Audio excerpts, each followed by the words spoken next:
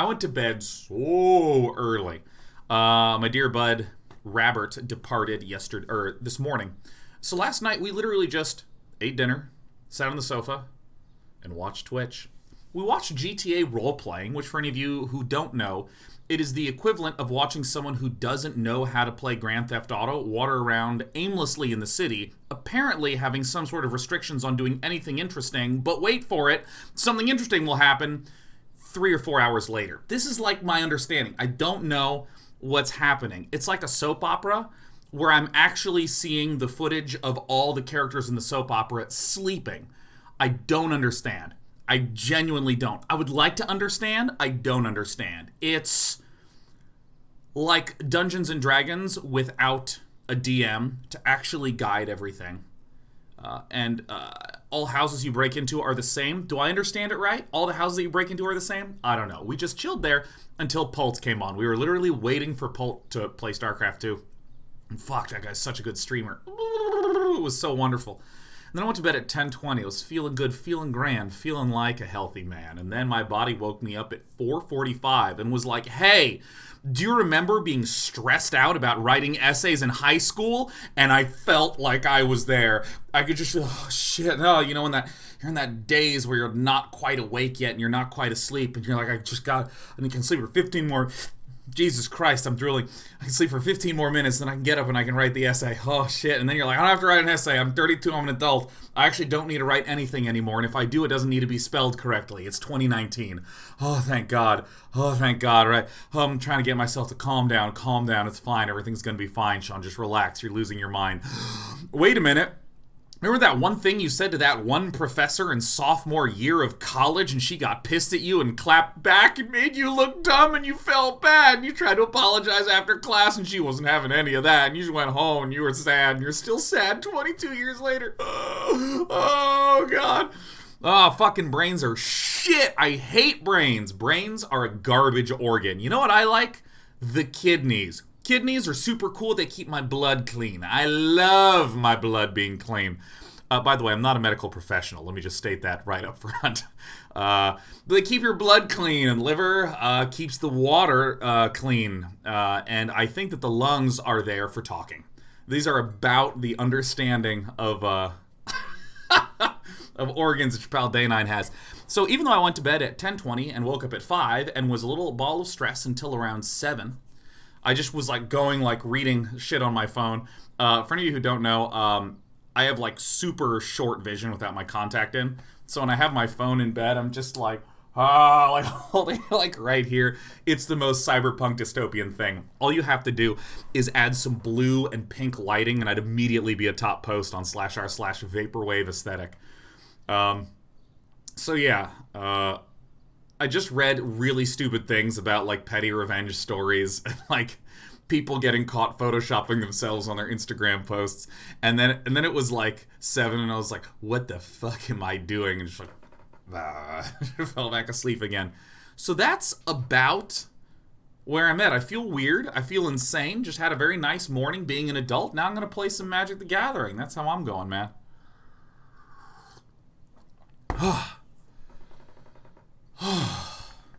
That's some fun story time. That was my morning. What do we want to do? What do we want to do today? I'm in the mood for an oldie, but a goodie. Is this the one that I actually want to run? Does this run any Tithe Takers? No, it runs Adanto Vanguards. I'm thinking of some good old Azorius Aggro. Azorius Aggression. Yeah, I actually think I doth do like this build. Alright.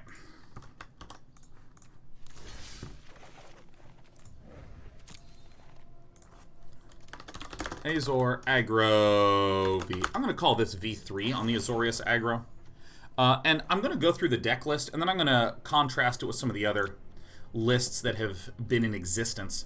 So, if we take a peek at this, we'll note that in the main deck there's no blue cards. The blue cards are in the sideboard. Spell Pierce, Disdainful Stroke, Negates. If you're up against an Esper Control, which is really the ultra-popular list to be run right now,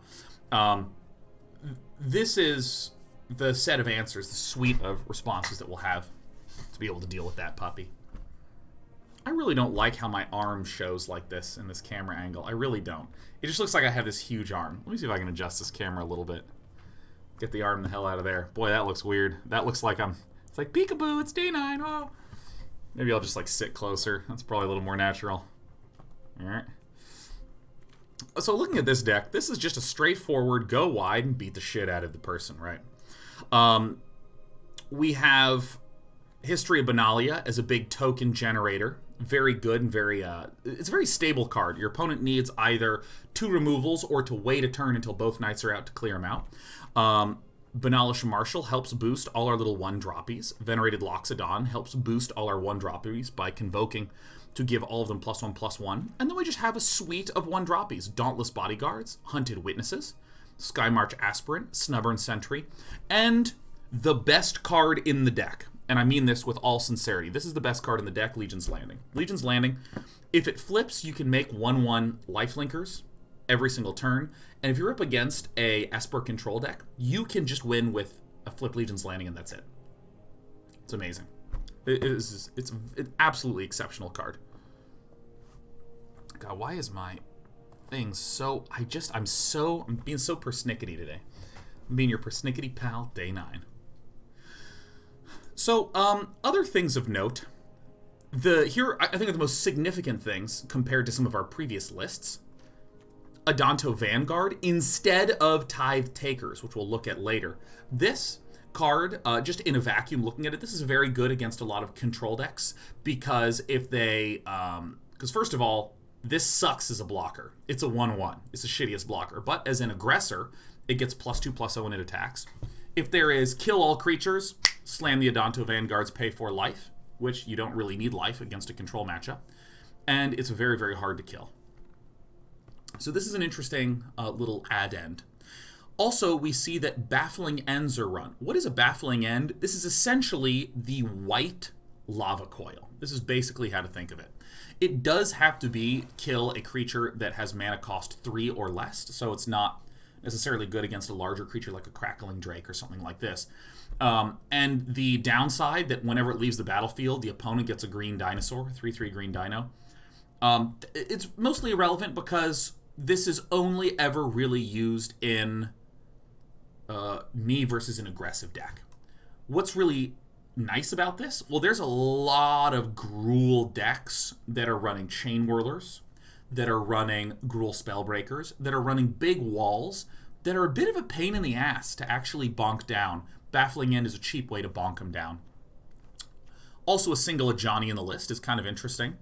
There's some things that I really want to note that are missing from here compared to previous lists. Tithe Takers and Unbreakable Formations in the main board. Unbreakable Formation. Let's actually just briefly take a look at the older list. I haven't looked at this older list, so maybe I'm lying. I'm pretty sure this runs 3 Unbreakable Formations.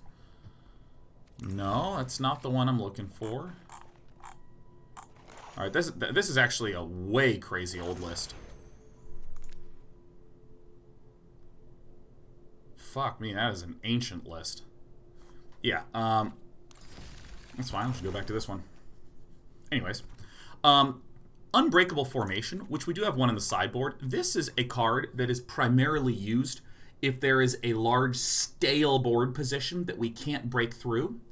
Slam the Unbreakable Formation to give everything indestructible. It gives us an opportunity to maybe punch through for some damage, but often forces the opponents to make really bad blocks. If you looked at the Mythic Invitational, there were a large amount of people running 3 Unbreakable Formations, things like this. For a while, triple Unbreakable Formation was common in the main deck because there was a lot of other decks that would kind of be a big stale board state, so this would need a breakthrough. It also has some value against an Esper control.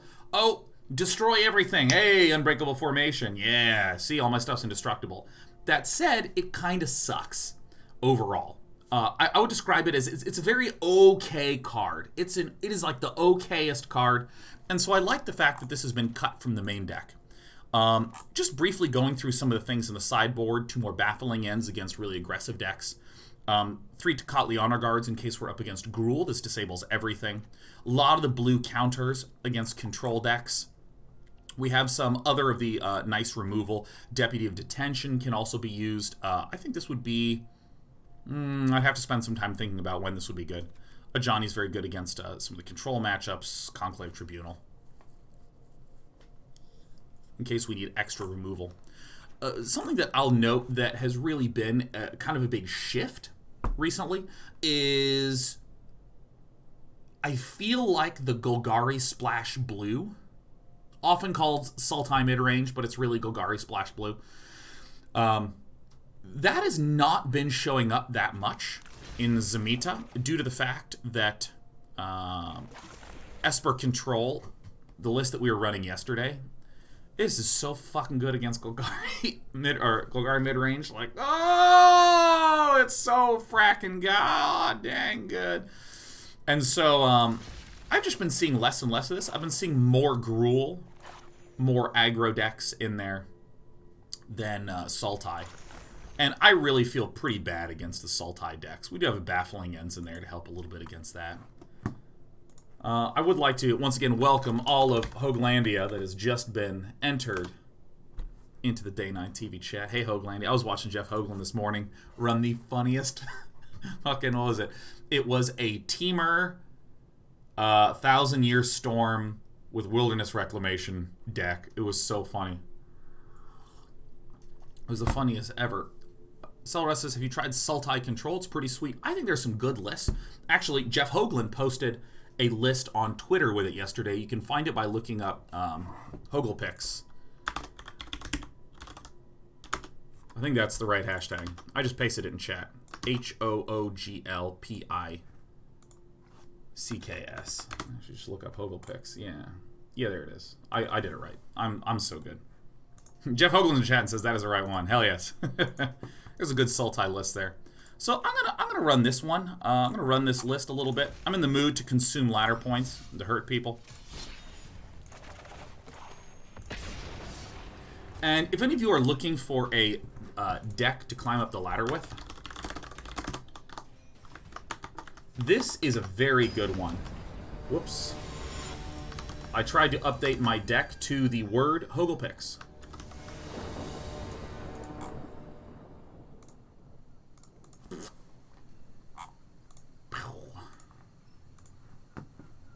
Dude, Monowhite Aggro is like so stupidly fun to ladder up with. If you just play Monowhite Aggro, you will like guaranteed hit gold, probably platinum, almost immediately. How many times do you think we're going to forget about this? All of it? Alright. I gotta be honest with you, this hand sucks.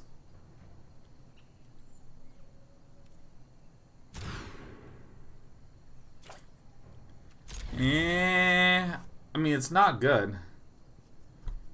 I guess we gotta keep that. I mean, woof. Alright, Hinterland Harbor. What could it be? Hinterland Harbor, more often than not, indicates to us that this is Simic. As in Simic Nexus. As in, kill me! Alright. It appears that we're about to get growth spiraled. You're gonna do a great job, you dauntless booty pal.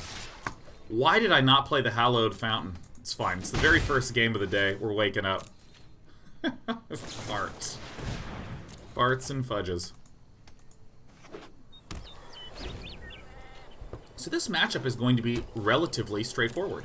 It's going to be us trying to beat the shit out of a human as fast as possible. Do you understand?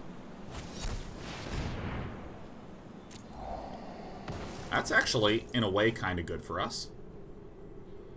The reason I say it's kind of good is, I mean, obviously I'd like to not be countered. That's the best outcome. This deck, so the goal of Theos' deck is to loop infinite turns by getting a couple key cards out. Wilderness Reclamation, which untaps lands. One more time. Wilderness Reclamation, which untaps lands. A Search for Azcanta, which can dig through the top cards in the library in order to find Nexus of Fate. Nexus of Fate to loop infinitely. And then any old beater. Many of you are saying, but I'm any old beater. What I mean is any creature that can just attack repeatedly. So like a Hydroid Krasis, things like that. So we're probably going to Conclave Tribunal, this Search for Azkanta. It's an extraordinarily important card to delete from Theos's tool set. So we're going to go ahead and do this attack first. We'll note that our opponent is actually pretty low on health anyways. So a Root Snare, Blink of an Eye, all very reasonable options here. Okay.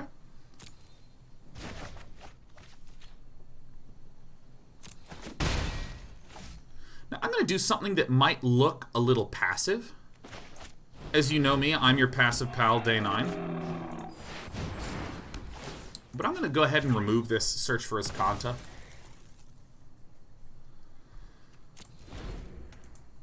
I think it's super important to just get that one out. Because again, Search for Azkanta is going to be relatively easy to flip. It flips when there's 7 or more dudes in the graveyard. Or 7 or more anythings in the graveyard.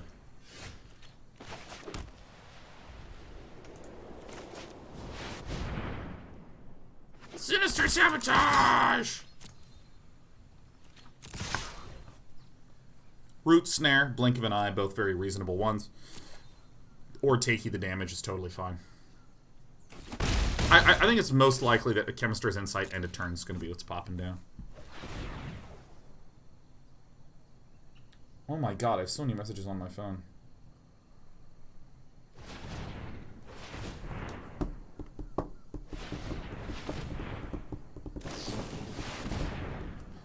Anytime we see a Nexus deck main phasing, Chemist's Insight, and an Opt, that feels pretty good. So this is an indication that Theos died. Died in our lap, like batteries. Remember batteries? Yeah, remember when batteries were a thing? I'm not talking about your phone's batteries, okay? I'm talking about like a AAA battery, okay? That's the joke. That's the joke I'm going for. The batteries. Oh, that's not on main phase, man. I'm not paying attention. I'm like looking away. By the way, if I'm ever looking like this, I'm not looking at the game at all. I'm reading chat.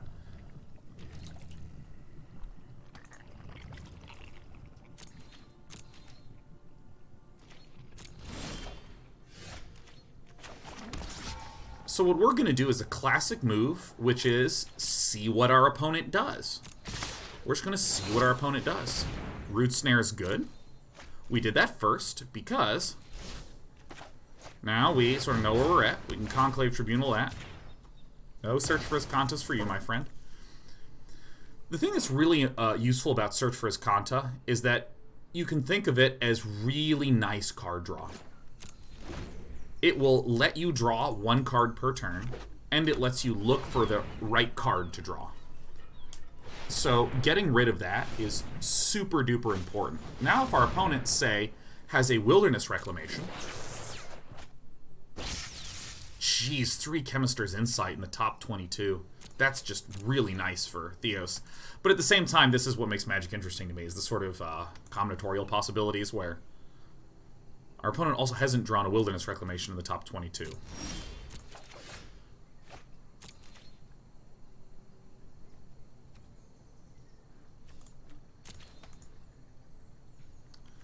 It's very safe to Ajani, because if our opponent tries to counter Ajani, our opponent dies. Stand together. Doesn't really matter, I'm just trying to distribute, so it's 4 damage across the board. We're pretty much expecting a... Oh!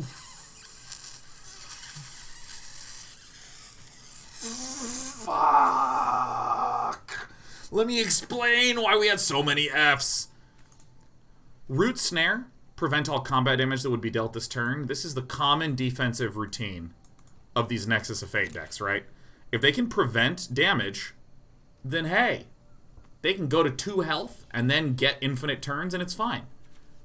Pause for Reflection. Prevent all combat damage that would be dealt this turn. It's the same thing as Root Snare. But rarely is any deck so bold as to run that many copies. of prevent the damage. So this is like turbo fog. Like foggy doggy. Alright. There's some interesting things going on with mana and tapping. Theos does only have a pair of cards in hand, that is to note.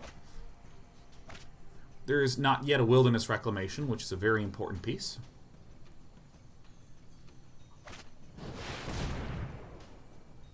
Ah.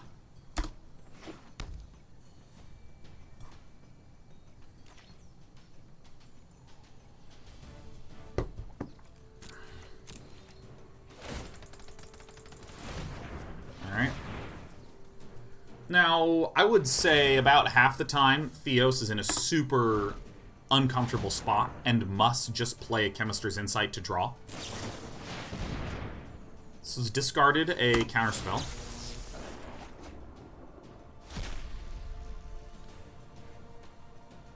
Theos must draw.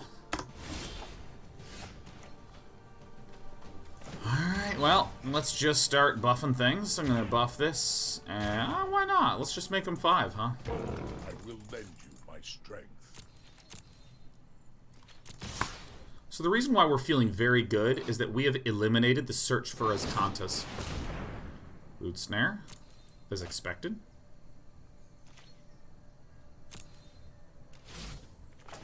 Go ahead and play our Hunted Watness. God damn it, is so great to see you, man. I love those Palantir tournaments you used to host.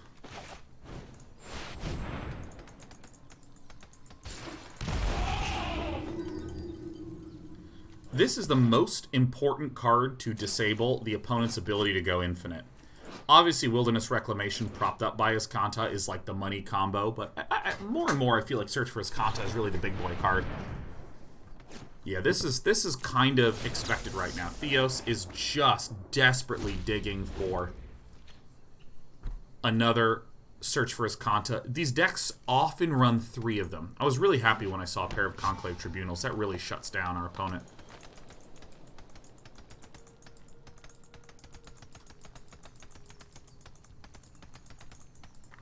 Really close match. I mean, I don't have any decisions to be made anymore. Okay, this is... could be disastrous, could be fine. This is a main phase Nexus of Fate. So what I think Theos is going to do is use this extra turn opportunity just to bust out Chemist's Insight. Because Theos basically has 2 cards in hand. Again, just Nexus of Fate is only okay. Yep. So there's another turn coming up for Theos. I would expect... oh, there's 2 turns coming up for Theos. Again, without a search for Azcanta, there's 31 cards and 4 of them are Nexus of Fate. We'll have some turns later. Alright, now, this turn is at least a little bit of evidence as to why, generally speaking, extra turn effects are not considered very strong. It's really this Arch of Orazca activation that our opponent's getting. So our opponent basically did 7 mana, draw 2 cards, play 1 land. Fucking ass dicks. This is where things start to get a little painful. Because now the Search for Azcanta can draw, untap, draw, untap, draw.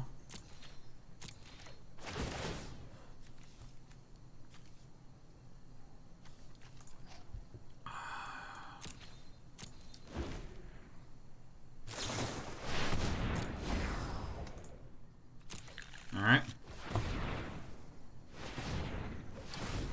Part of the reason why we're hanging out is Theos has 1 card in hand. So Theos is sort of just like hanging on by the skin of his teeth. Every Nexus of Fate that gets cast just shuffles it back into the deck. So a big percentage of the time, not that much is happening. Looks like Theos has 1 more turn here. This is the last turn.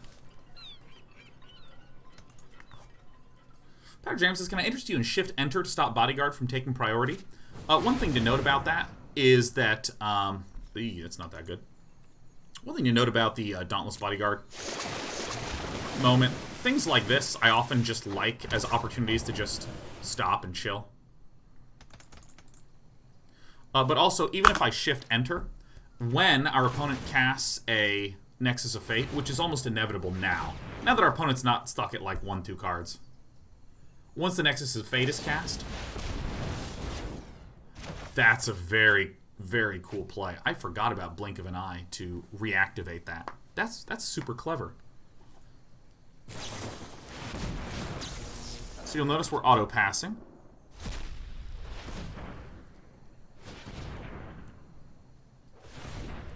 I think Theos got us. I think Theos got us. Maybe not. This thing, Patrick JRM, auto-passing does nothing about. I have to hit the button, so. I tend not to use auto-pass in this because I have to be active anyways.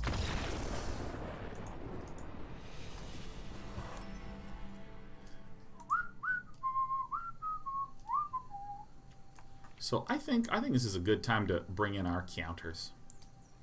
So let's talk about cuts first. I think this Baffling End should go. Ajani, Adversary of Tyrants, probably not as useful. I think all of our low, cheap beaters are very nice. I think the Venerated Loxodons probably don't really matter at all. They're very good for building.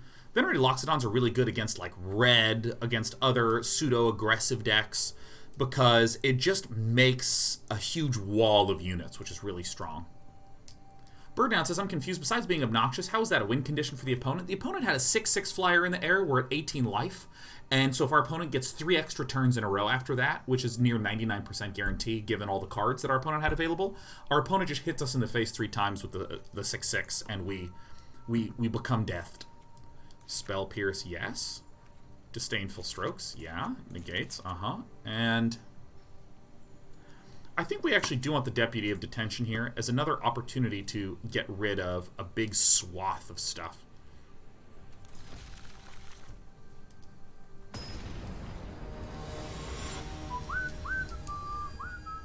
The deck brings in Ooze in board, probably. That would be fine. That would be fine. We're running 4 Disdainful Strokes, so. Fucking hell, this is not good enough, is it? There we go. That's a draw. I think I unfortunately need a bin in an effort to gobble some land up. And Birddown, answering your secondary question about what are some good machine learning resources for Python. As far as I can tell, the landscape of machine learning education on the internet is pretty eh. Oh, that really sucks a lot, doesn't it? Our opponent will trade 100%.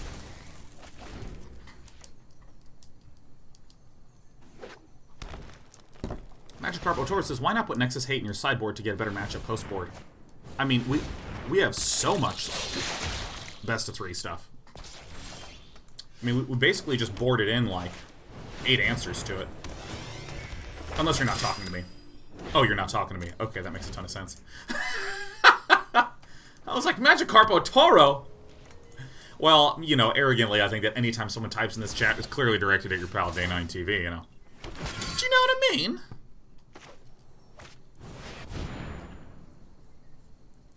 It's my bad, Magikarp. That's my bad.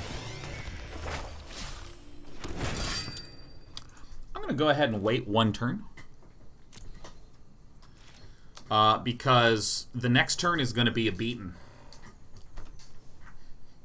Theos can Blink of an Eye to return 1. That's totally fine.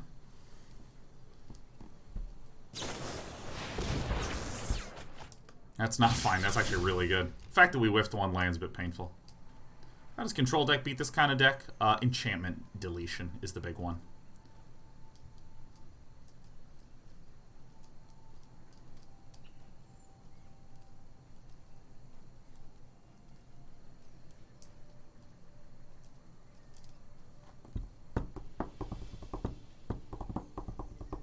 I think Nexus should be banned. I less and less think that should be the case. It's just not that strong of a deck. Okay. I'm actually somewhat pleased to see that outcome.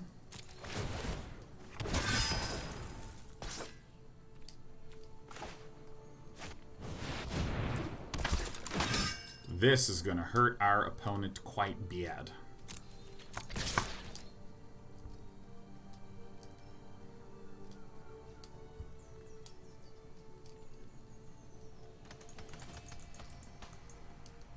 Darren says, I didn't know what's the best advice for not try hard tilting at Nexus and staying chill like you do. Well, I have one of the greatest advantages in that I have a chat of interesting people open. So I start paying attention to that and start talking about other things, you know. Maybe there's like an interesting GDC talk. You open that up, you just watch it when it comes up. Ooze gets targeted first, of course. Since I already have lethal threats on the board, I'm going to go ahead and just leave the Spell Pierce up.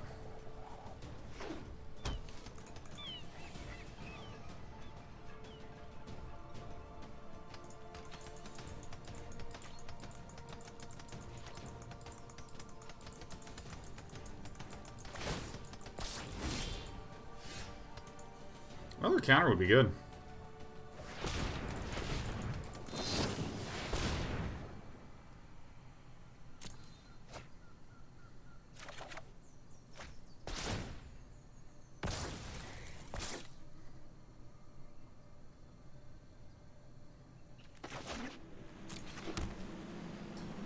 I mean, yeah, why not?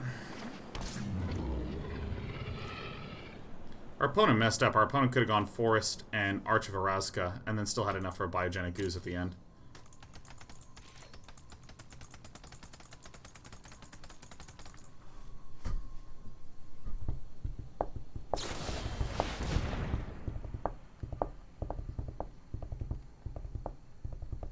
This does not actually matter. Every single one of our creatures deals 3 damage.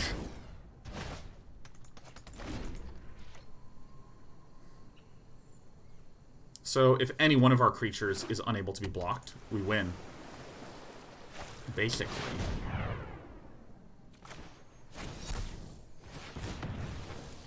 Got him. And he's dead. That's GG. Cool. What would we change here? Gosh, I really can't see a thing that we would change. This seems like a pretty nice run out. Everyone gets so happy whenever I beat Nexus of Fate. Fuck yes! I hate him! He's running the bad card!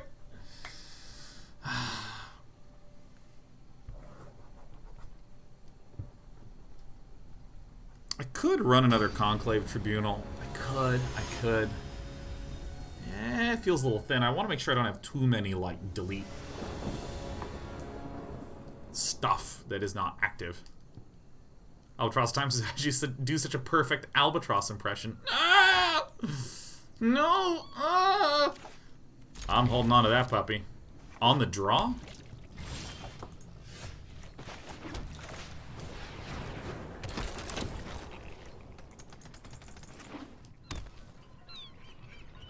Growth Spiral! Growth Spiral!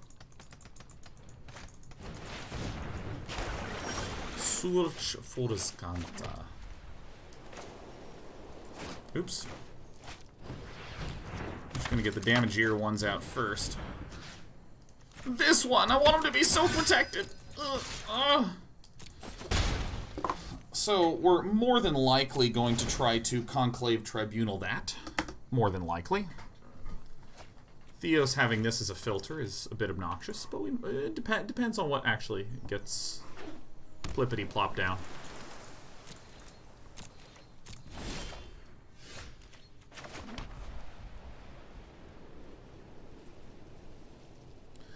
Benalish Marshal will probably get countered here, and I think that's fine. I think that's actually fine. I want to make sure that this is actually open.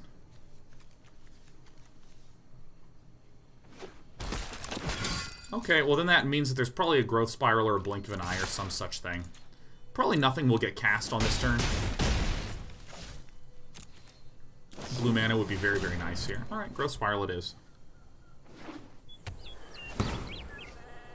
Search for Azcanta.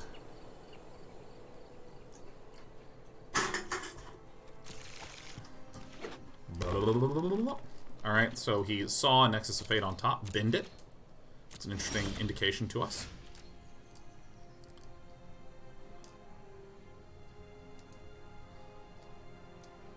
One, two, three, four, five, six, seven, eight, nine, 10. So we don't have lethal no matter what. So what we're going to do is we're going to swing with these ones.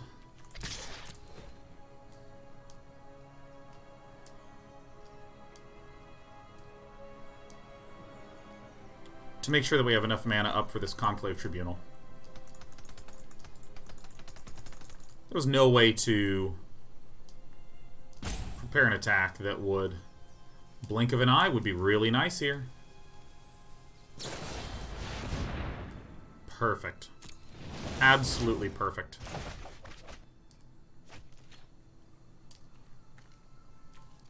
Can I see how many are in the deck, please? Okay. I'm going to play the Snubhorn Sentry.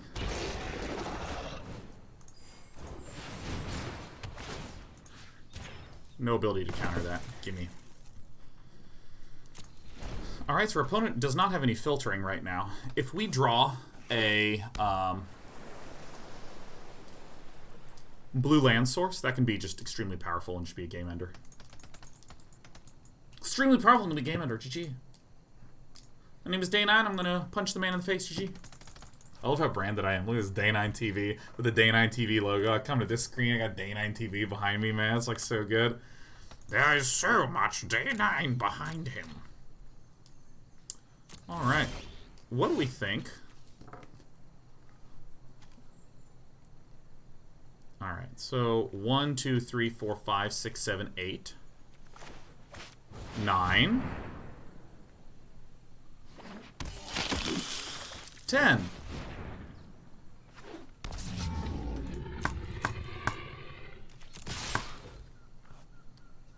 Technically, the Benalish Marshal provides 1 more damage, but I would like to get the City's Blessings up and going. Because if we did 1 more damage, it's still not lethal. Please, God, please, please get it. Oh, Jesus. Alright, so it could be 1 more land Nexus of Fate, which is kind of fine. Where is the Spokes Kitty, says I'm the chef. Spokes Kitty is up on Fort Meowington, taking a nippity nappity. A bippity bappity. A boppity doity. Mm-hmm. Mm-hmm. Mm-hmm. Mm-hmm.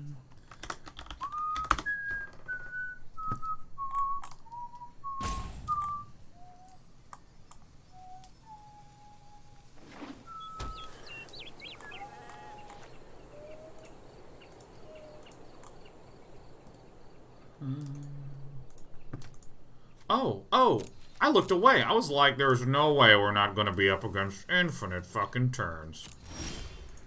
Blue land 1 time.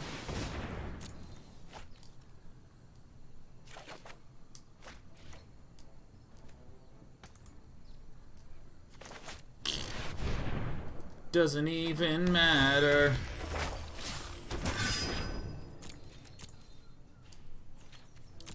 I'm not going to do the attack since combat damage is block-owed.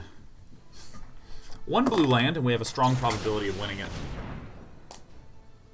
Nice. Super nice play from our opponent.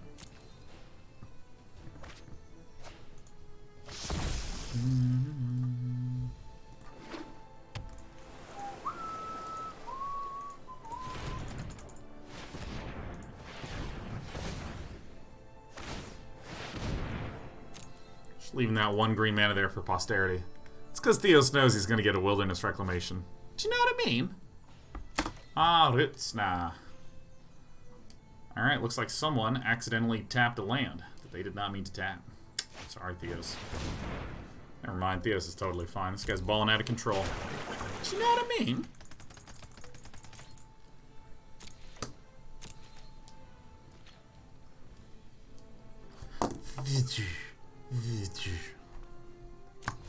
Oh, I think I'm just gonna get turn 1. Oh, Root Snort.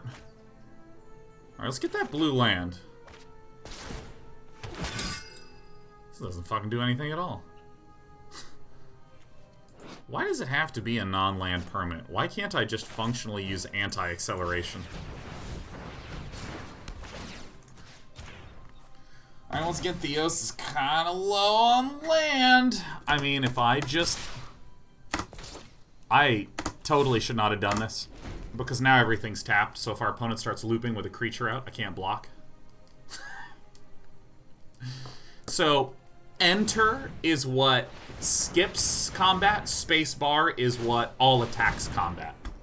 Spacebar is also resolve. So you gotta be careful with your buttons. Do you know what I mean? Oh, shit. Wow, Theos. Did Theos...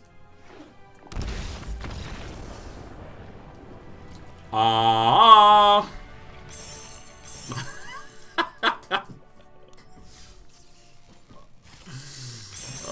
my god, that's so good. Like, okay, Nexus of Fate decks really feel like that evil nerd that's built some sort of Doom contraption that has saw blades and the big things. It's like the guy that didn't think before they started building their robot for Robot Wars. It's got way too many buttons and contraptions and possibilities, and it goes out there. And then there's the shitty looking robot that's literally a ramp with like a hammer that juts out, and it just like flips the thing and stabs it and it explodes, and you see the evil nerd like, oh my god! He's like using this huge clunky control scheme. It's got like 3 antennas sticking out of the remote. It's like, ah! That's so fucking great every time a Nexus of Fate player dies. It's like so satisfying, man. He's just like digging through his deck. He like plays a tap land.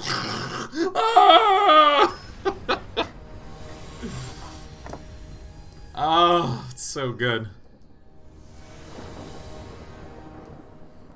Alright, play first. Aye.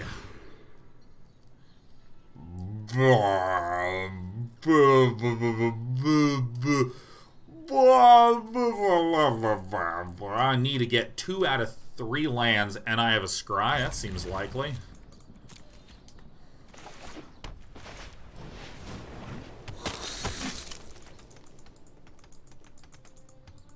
This is a bold keep, but these are like my best cards, so I'm just gonna hold it.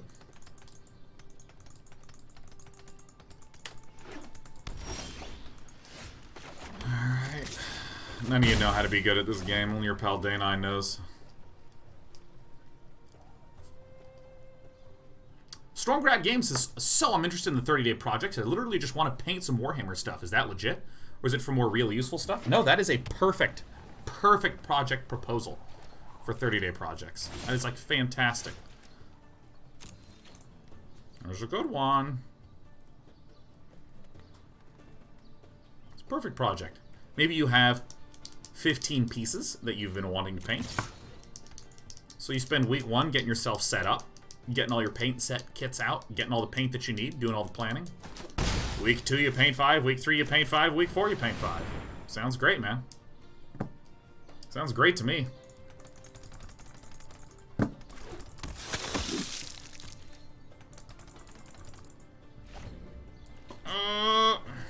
Alright.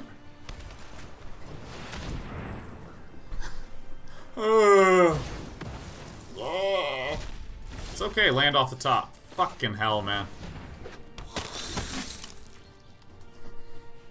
Gotta tell us this. So I watched the OpenAI 5 Finals VOD. Pretty good progress, I'd say. But I guess you've all discussed that already, Day9. We have not actually discussed it that much, Gatello. We, like, really have not. You know, I'm gonna play this puppy first, because this is an abundantly counterable puppy. And we also hope... Yeah. We are also kind of wishfully hoping to be in a life where our opponent spends all mana on a Kaya's Wrath. Hi, I'm Teferi. No time for a break. My name is Teferi. Yeah. I'm gonna untap these lands.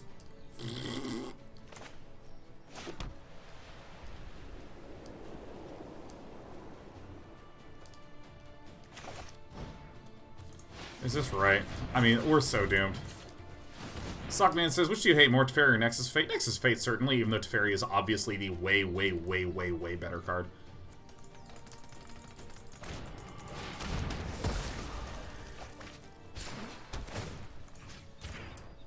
It's only a matter of time. Really is only a matter of time, man. This thing is absolutely going to get insta-snap fucking mortified. No! Farts.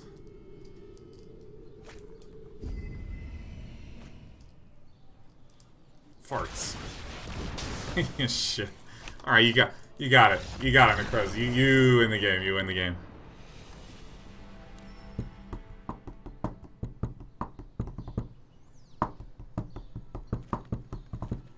Baffling Ends come out. Negates, Disdainful Strokes. Definitely don't need our Venerated Loxodon. They ain't doing nothing. I think Ajani, Adversary of Fun, is a pretty good one to put in here.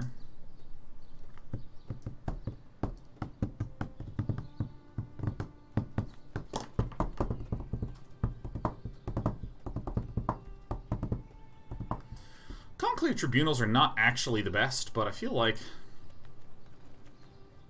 Yeah. I mean, they're just really not that great. Do I actually want to cut all Conclave Tribunals? Ooh! Ooh! Ooh! Do I want to cut all of them? Put in an unbreakable formation? Ooh, ooh. Nah. Nah. Nah.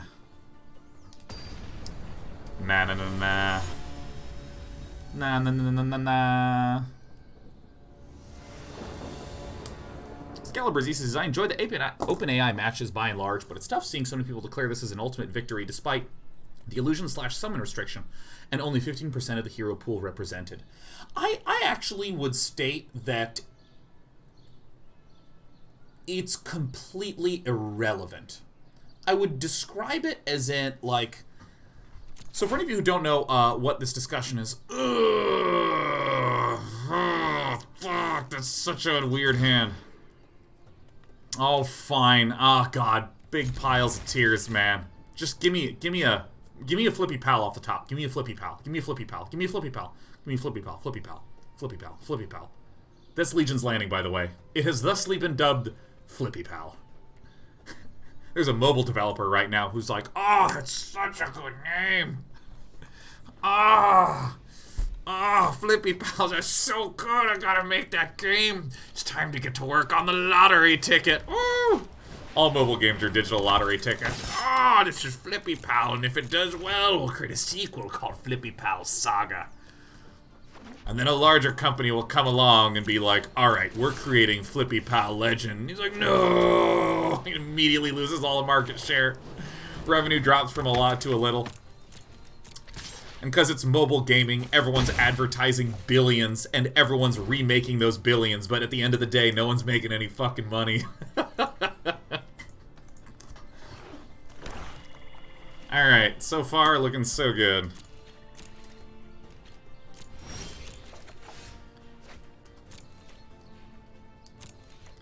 I always did find that a little bit of a funky do.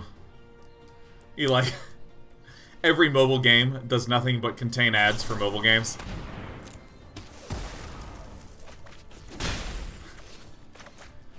Whatever.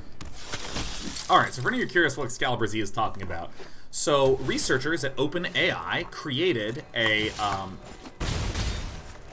architecture for Dota bots to learn how to play Dota 2 and compete at superhuman levels. Both of our hands are garbage. Look at this no blue.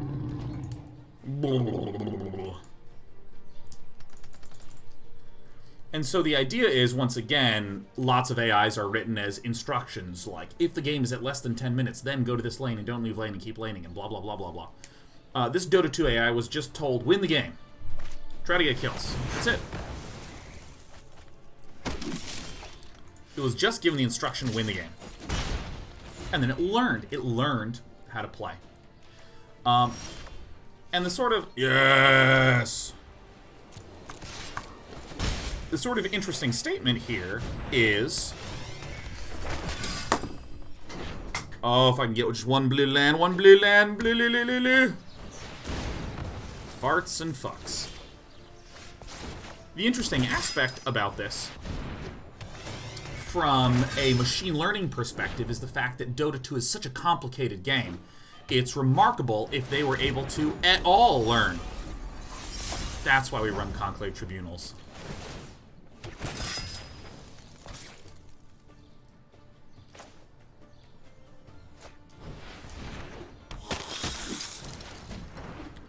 One, two, three, four, five, six, seven, eight. Fuck. We really need a land. Conclave Tribunal would be the stone cold nuts here too. Yeah, so from a machine learning perspective, it's really fascinating because of just how complex the game is, right? The fact that it's able to do that at all is magnifique. C'est trop magnifique. But there was a lot of criticism because the bots were restricted to just 15 of the AIs. Fuck. They were restricted to just 15 of the heroes in Dota 2. And Dota 2 has well over 100 heroes. So there's a sort of statement like, well, is it really learning to play Dota well? I mean, it would be kind of a ridiculous claim to say it's playing Dota well if it's just frickin', you know... Fucking fuck, man. God, this is so bad. Yeah. It's hard to say it's playing Dota well if it's only playing 15 heroes. But I think that the statement I would make is that OpenAI is... The point of the OpenAI 5 is not to be successful at the original game of Dota 2. It's to be successful at a really complex game with lots of incomplete information that humans know to be really, really, really tough. That's about it. That's about it. And in my eyes, what would have changed if the OpenAI 5 were given 130 heroes versus 15? I think one thing would change. It would need to train a lot more. And that's it. That's it. As it appears, the model with these 15 heroes, it works fine for 15 heroes. It works great. It successfully plays that good old goddamn game of Dota. No!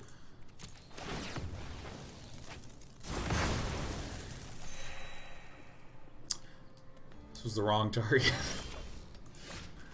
It's okay. Never didn't have it. Bring it on. Yeah. So I sort of feel like when I watch the OpenAI 5 play, you know, the point is not really that it's successful. Oh, fucking hell yeah. Look at me go. If we win this game, we're the best player here, you know what I mean? The thing that I think is hard about...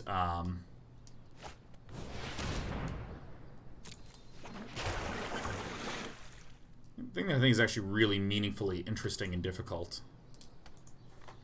Did our opponent just die? Doesn't there have to be a spell because it's 4 and 4 and 3? I'm the best fucking player here, man. No one's ever been better than I am. Oh my god. You can't counter this. You can't counter this. 1, 2, 3, 4, 5, 6, 7, 8, 9. Shit. Because this is 1, 2, 3, 4, 5, 6, 7. Oh yeah, we're short.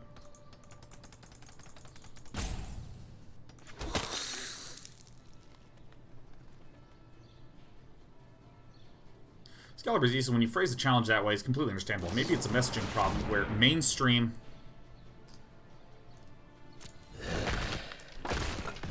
analysts consider Dota 2 as a solved game now.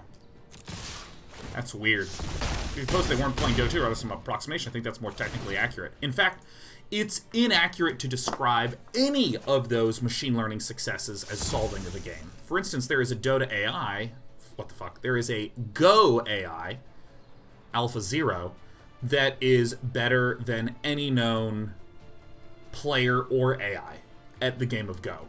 But, given that that is true, the game is not solved. The game is not solved. It's a critical distinction.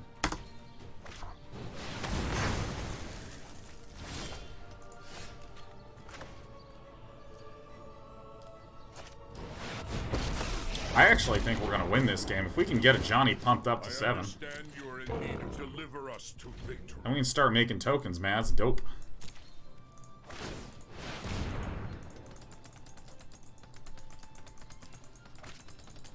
But yeah, I mean, a lot of people just don't really know what the heck they're talking about.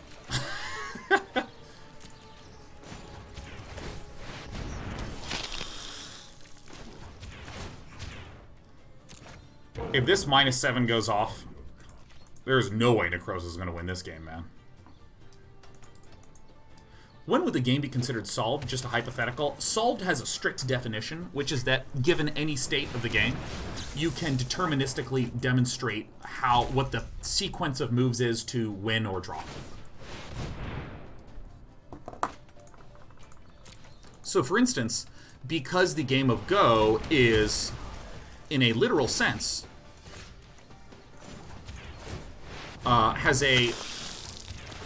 Go, in a literal sense, has a finite number of states. And so for that reason, Go is solvable. It is solvable in a literal sense. But tractably, it's impossible. Because there's like... You would just need to be able to store so many different positions. It would be impossible. No Vraska's Contempt equals GG. If there is a Vraska's Contempt, then we have a very long game on our hands. Yeah, we did it.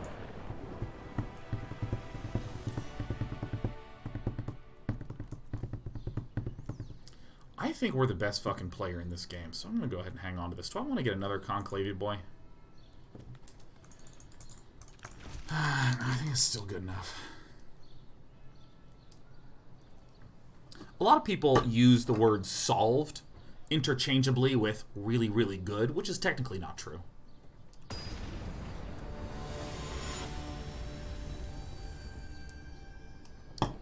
The total number of possible...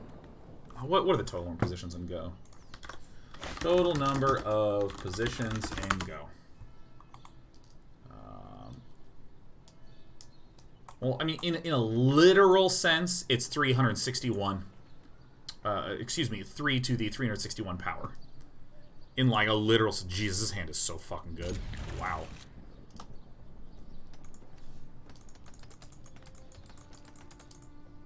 But some of those positions are illegal.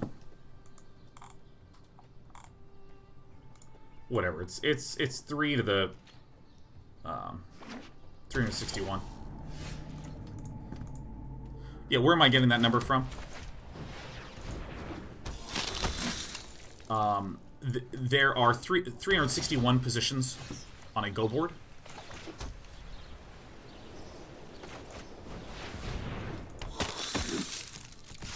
And it can either be a white stone, a black stone, or empty.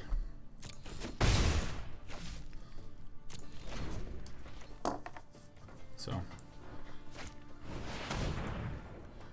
Farts and fucking craps. Now, our opponent could say, oh my god, it's a leg eye on landing.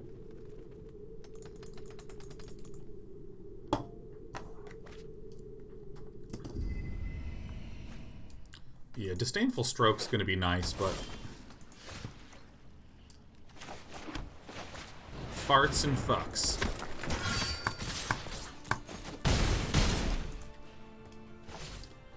There's typically 2 Cry of the Carnariums run in these decks. No Kaya's Wrath is possible. I mean, that sucks a bit, but, you know, what are you gonna do? We still got a nightly beater here.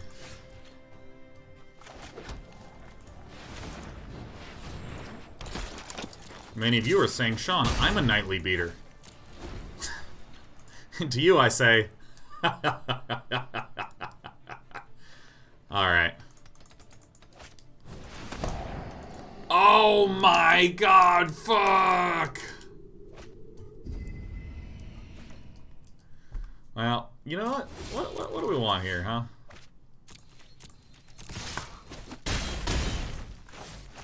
God, I swear, this Hunted Witness is gonna need to do so much work, man. Lurin5450 says, Dan, I want to thank you for your content. You taught me that being a better gamer doesn't have anything to do with how good you are at the game, but how you act during and after the game.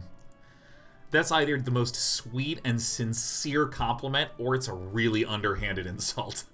Like, you taught me being a better gamer definitely doesn't have to do with being good. You have confirmed for me, Day 9, and I now know that it's not about being good. And I'm like, thank you so much. I really appreciate it. Oh!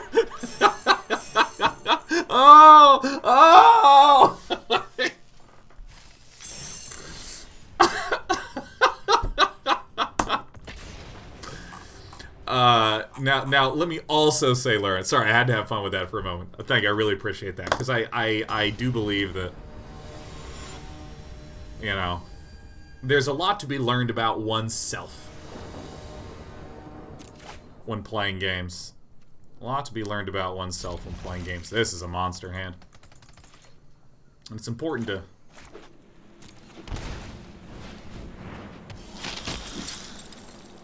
try one's hardest and try one's deftest. Try one's hardest not to get too sucked in to all the emotional experiences that happen when you're doing things in life. And I think games are just an amazing educating experience in that regard.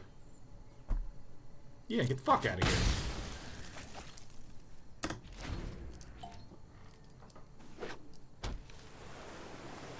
So let me say, I do really appreciate that. That is actually the message that I am more than anything hoping to promote in my work.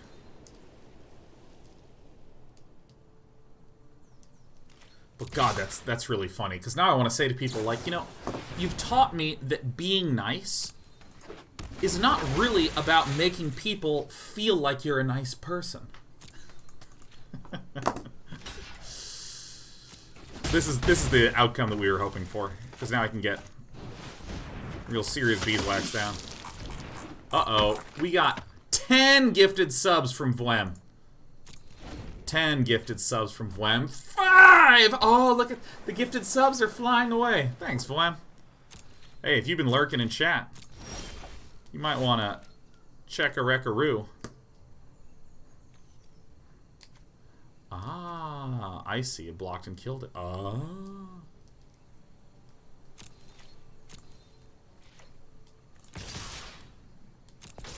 Just gonna do this for now.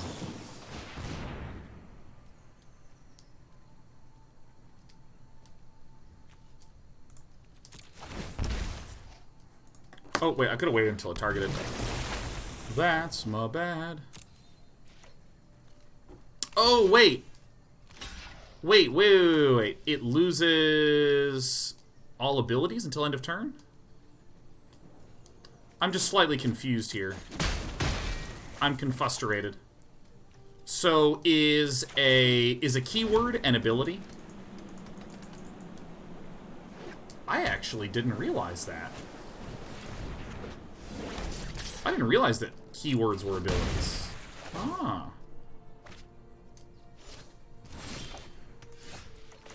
Because I get it when someone speaks colloquially, like, all card text has been deleted. Get me out of this one. Woo! I guess that does make sense. I guess I did know that. In my head, I was sort of interpreting it as, that's good. I think the negates are good, and the deputy's good here. It's nothing that costs 4 or greater. Yeah, no, I just, like, I had one of those moments where I was like, ah! Oh, oh! Creatures entering the battlefield don't cause abilities to trigger. Huh. Definitely the baffling ends are coming in. Bing bong. Probably conclaves.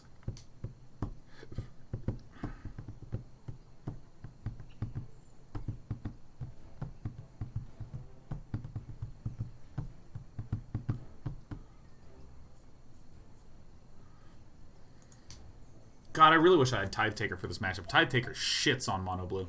What the hell do I cut in this?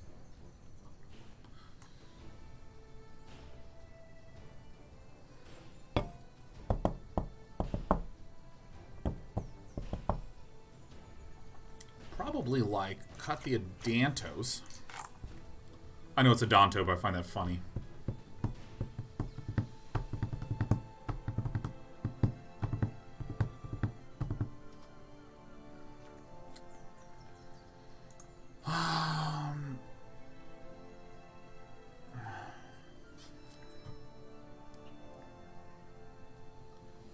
Loxodons feel a little slow to me.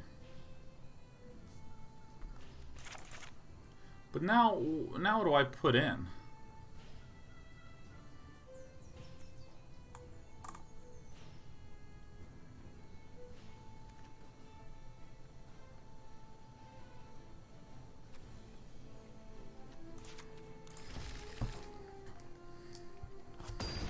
Who knows? Who knows?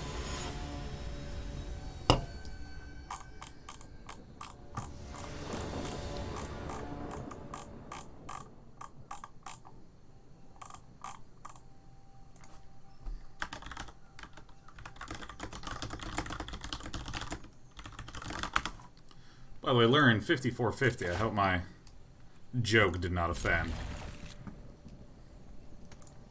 I meant it because I found it to be quite a jest.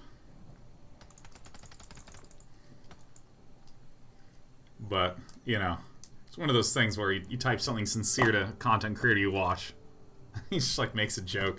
And you're like, oh, fuck! Just want to check in. Just want to check in. Alright, it's epic. Oh, it's Tarry. Hello, Tarry.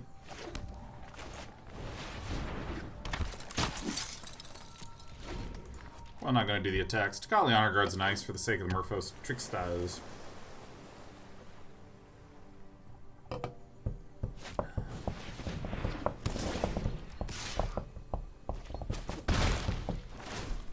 Alright, let's see if Tepik makes the mistake.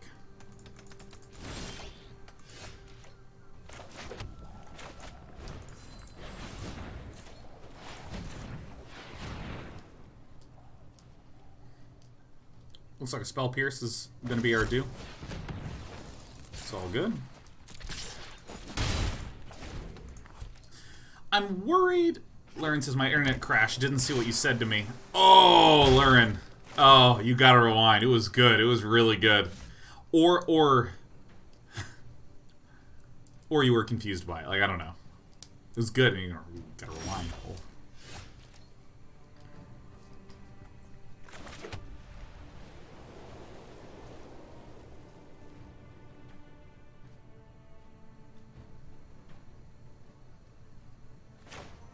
This is the most important thing for me to do, so we're going to do this first. What ho?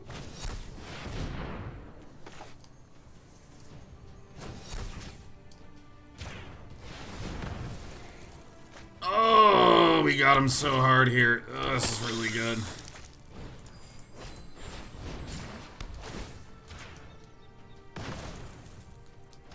Oh, yeah. Oh, that feels nice.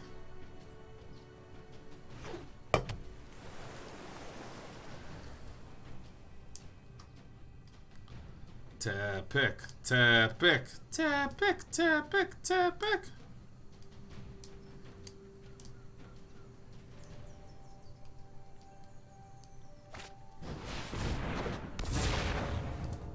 That is bad.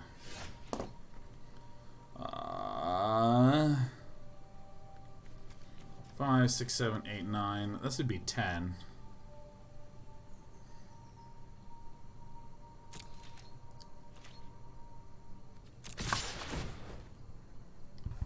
Not really.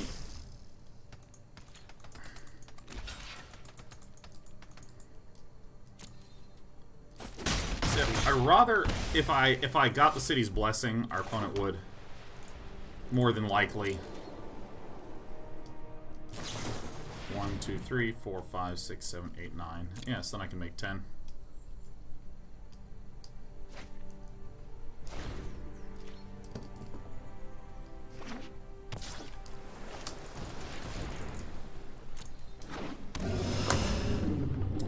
So if the Tempest Djinn starts swinging, then Tepek is gonna have some pain problems.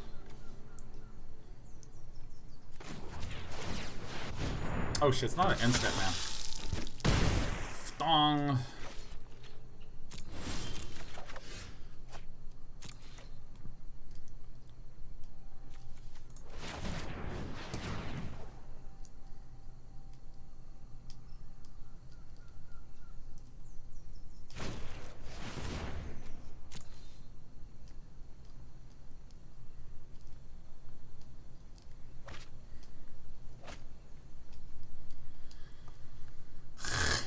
This is bad.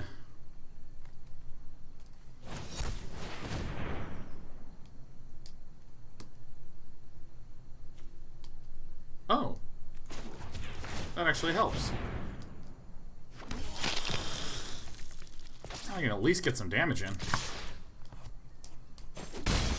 Why do I keep making tokens at the wrong times? I don't know why I keep making these tokens. What's up with me making the tokens? I'm glad it landed well, Darren. Appreciate the comment.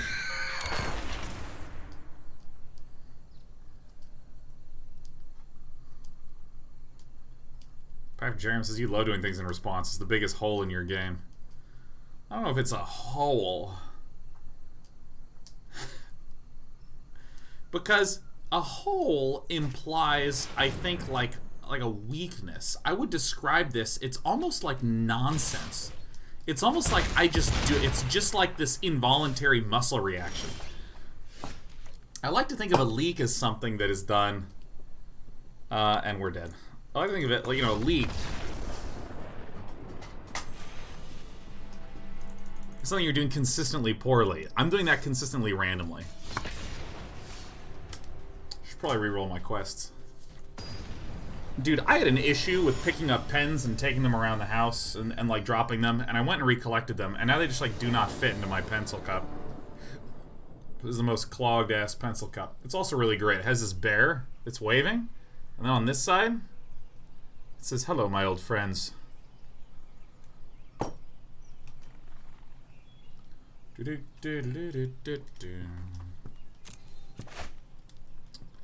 What do we think here?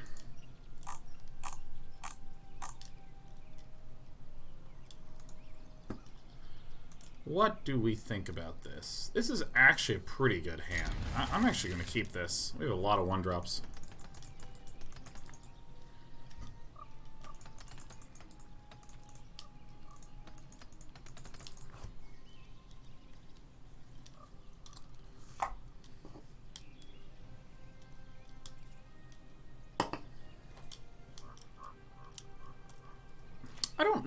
I still think that probably the best deck for climbing up to Mythic is going to wind up being the Esper Control. I mean, that list is just frickin' solid. We may very well return to that later today.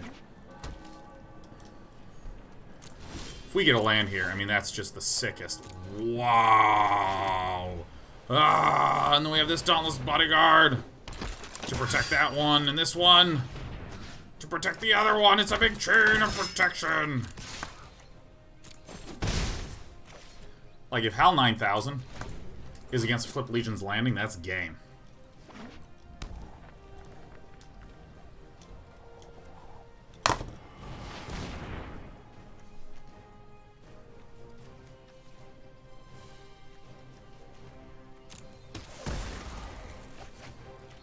Damn. Guys, I don't know if you know this, but this deck runs Dauntless Bodyguard.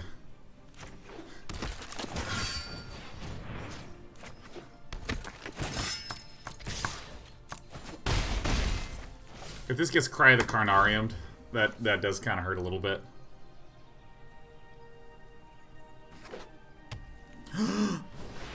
Oh, we won the game. Alright, this is an unlosable position. We're the best player here. Oh my god, HAL 9000 hates to see it. Assuming this is traditional Esper Control, that is. Bing, bong, bing, bong. Yeah. Who's protecting who? I have this one double protected, as you can see by these very nice instructive arrows. This one is protected by and then protecting. This one is protecting. This one is not protecting anyone. Or this one is not being protected by anyone.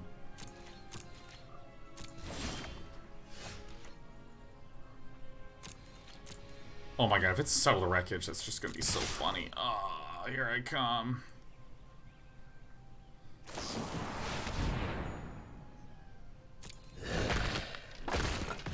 Nom nom nom.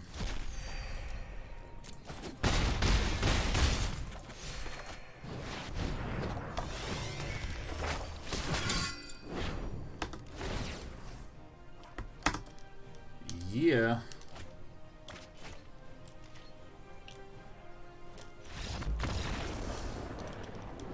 God, it feels good. You sack the bodyguard? Oh, of course, Reborn Renegades. Of course.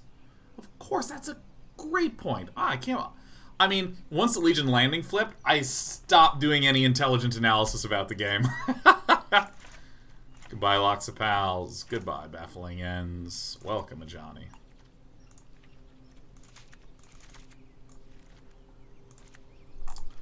I'm going to cut a Benalish Marshal this time.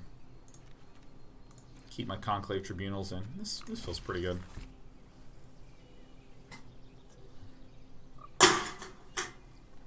Dunked.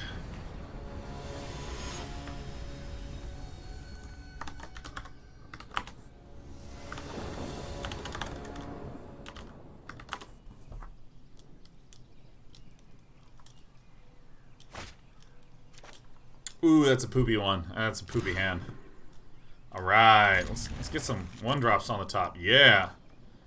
Snubhorn Sentry coming to town.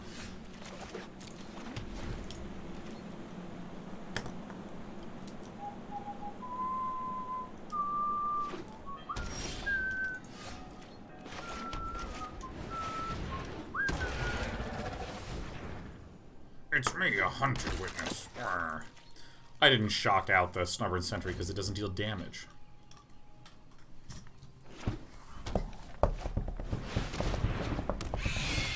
What the fuck? Who runs this card against an aggro deck? That is like a profoundly baffling choice.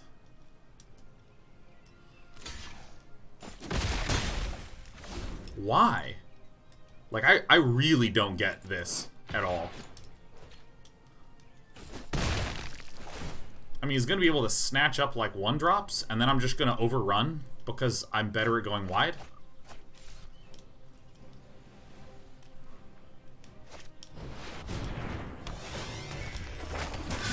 That's the best one that our buddy could hope for.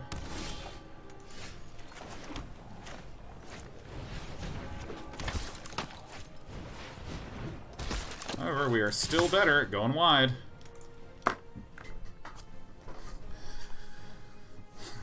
Like, this is not really solving a lot of those problems. Now, anything we draw other than a spell is extraordinarily helpful for us. If our opponent only steals History of Benalia, that's the only out for Thief of Sanity for sure.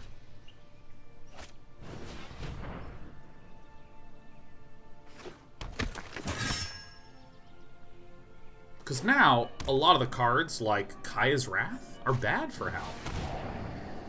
Fuck! Holy shit, that Thought Erasure. Ugh. Ugh. Dong.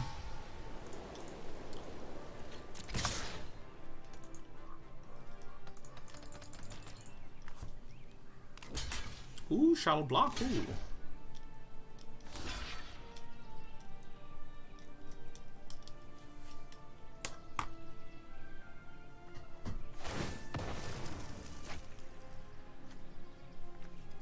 Indestructible. Okay. Alright. Severed.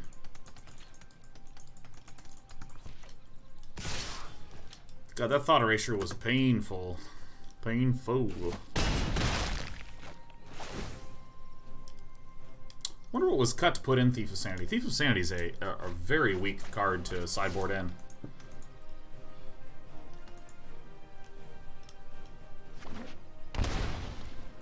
If it's like Lyra, it's be like, oh, what a wild sideboarding plan from Hal 9000.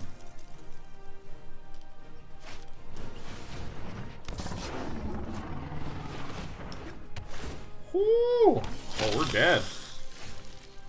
We might live now, I guess. No, this is a hard one to win. We're just gonna concede out of this puppy. I mean, it's working. Certainly, it's not that Thief of Sanity literally will never do anything. That would be the wrong way to interpret what I'm saying.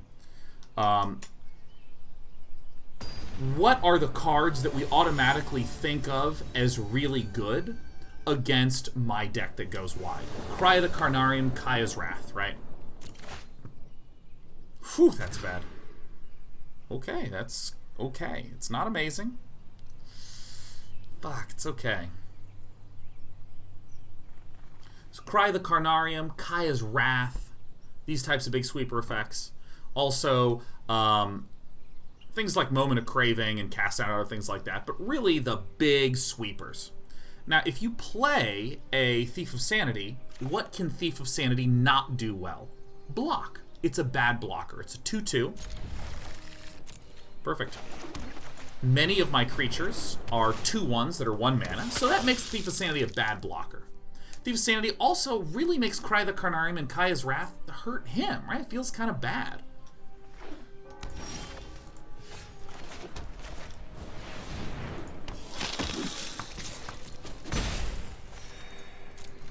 And so the only real hope that the Thief of Sanity would have is maybe the Thief of Sanity can get some cards to slow down my aggression. Most of my deck is 1/1s. Almost my entire deck, actually, is 1/1s. Or not 1/1s, 1-mana cards. And so that's really the risk of a Thief of Sanity. Now, Thief of Sanity can hit and get History of Benalia and do a lot of juicy good stuff. Undoubtedly, undeniably. This is going to get deleted. Tragically. I like a good fight. Notice I didn't say fair. Okay. I hate it when the deck gets to. If we draw Legion's Landing now, that's good.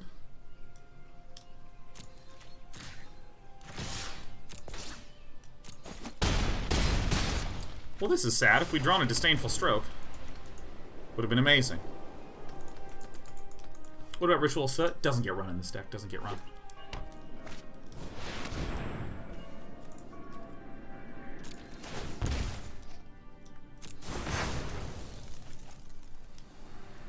So here, Thief of Sanity can do magic sometimes in situations where it ain't so great, but it just by and large ain't so great. All right, this is an extremely difficult game to lose now.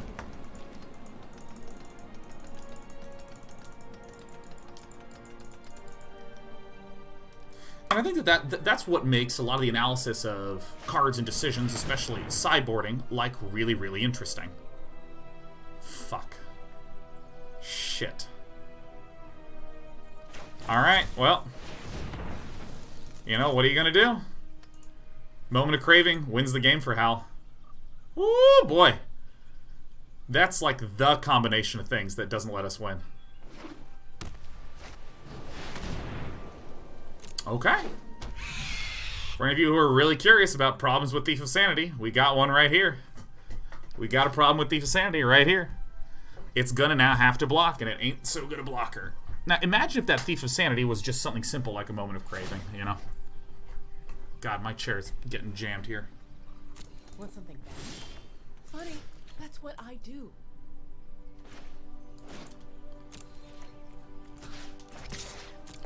Now it has to block.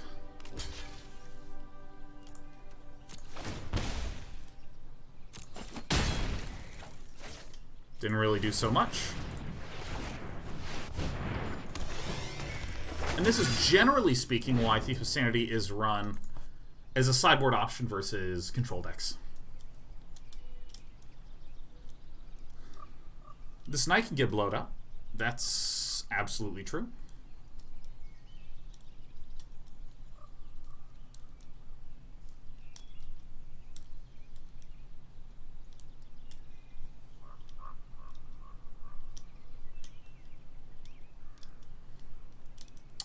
I am planning on doing a review of the War of the Spark. I am planning on doing that. I think it's going to wind up being on Thursday of next week, because there's a fuckload of cards. I think it's going to take like 6 hours. I've never been one to not be verbose, you know what I mean? Do you know what I mean? So I expect -1 on this to kill this.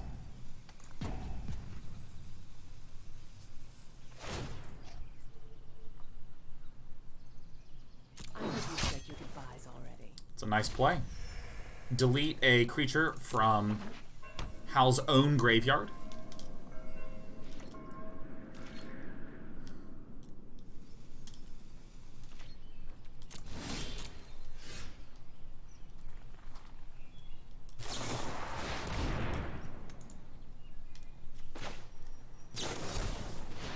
This probably does not guarantee death. Could also be that there's like a cast down for this.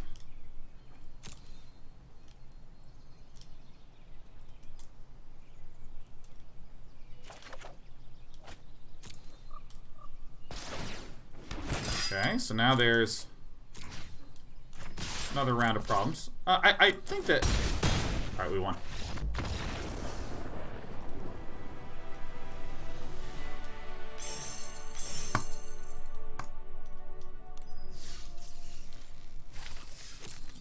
Reroll this. As someone who, like, literally probably has played more Gruul mid-range in this set than any other, yeah, we're gonna reroll the red-green one. Black or green? Well, farts. It's not us. It is not.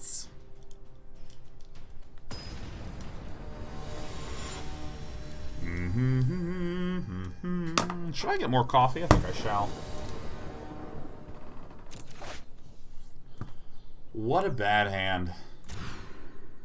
What a good hand. Oh, you're such a good hand. You're such a good hand.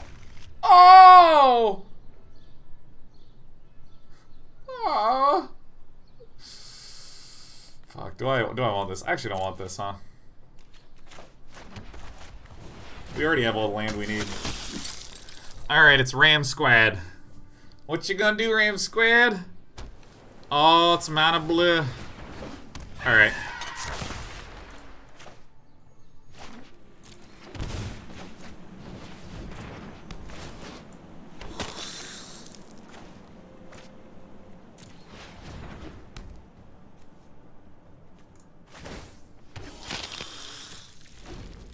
Alright, depending on what Ramscad does, I might actually just Snubhorn and Venerated Loxodon. Let's see what Ramscad does. Curious Obsession would definitely make me lean towards Venerated Loxopaling. I really have no clue how to sideboard in this matchup.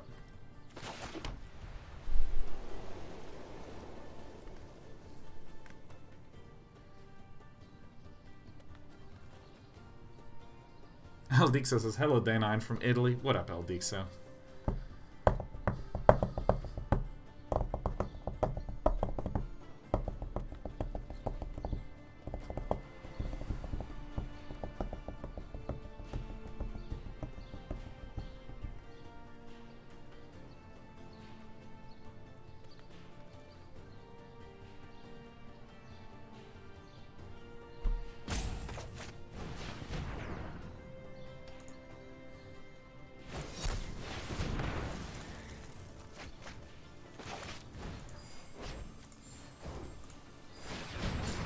Do not understand that play, even a little bit.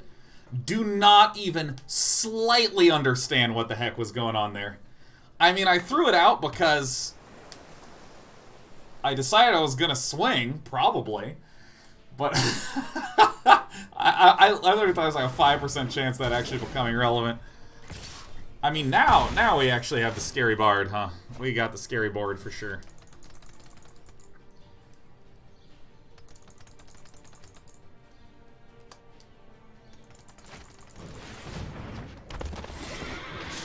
Hello, I'm a Surge Mare. Ah.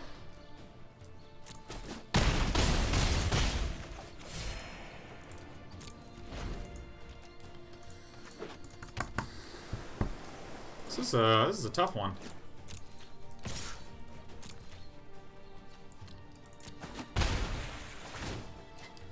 So Surge Mare is gonna have to be yeah.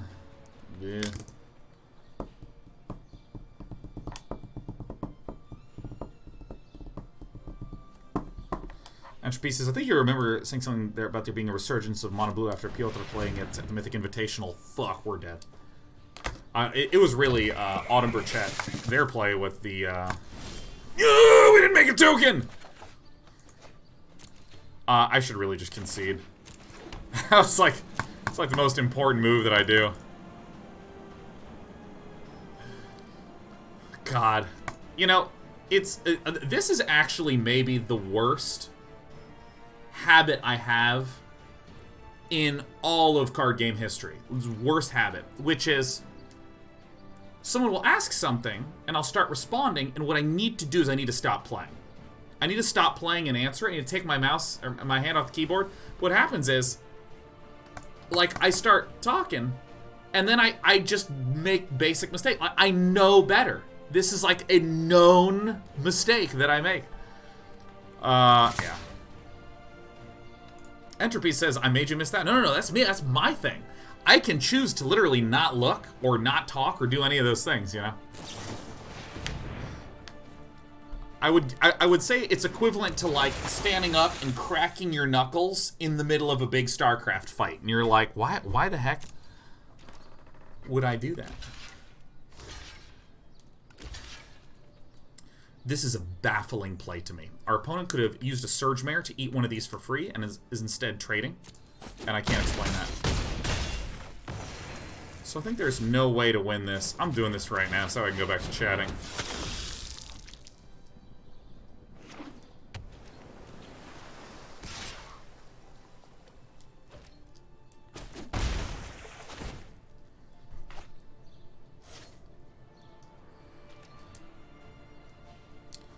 Could have sent it before swinging? Wow, didn't even see it. Didn't even see it, Steven. Fuck, man, this is...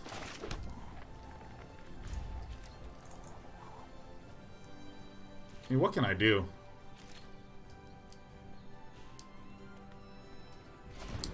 Legion's Landing is not as good in this matchup.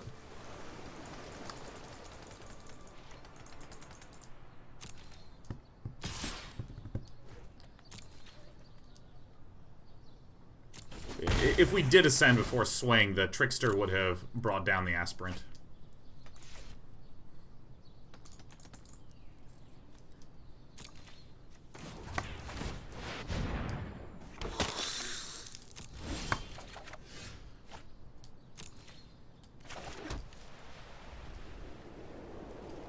Chances of this resolving seem awfully close to 0, huh?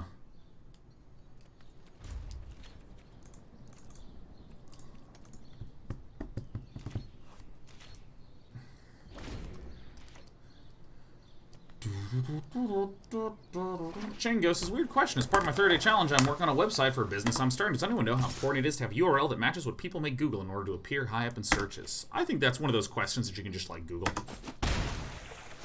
You can just... That's, like, a totally known quantity. I have no idea what the answer is. But for sure, I know that information's out there.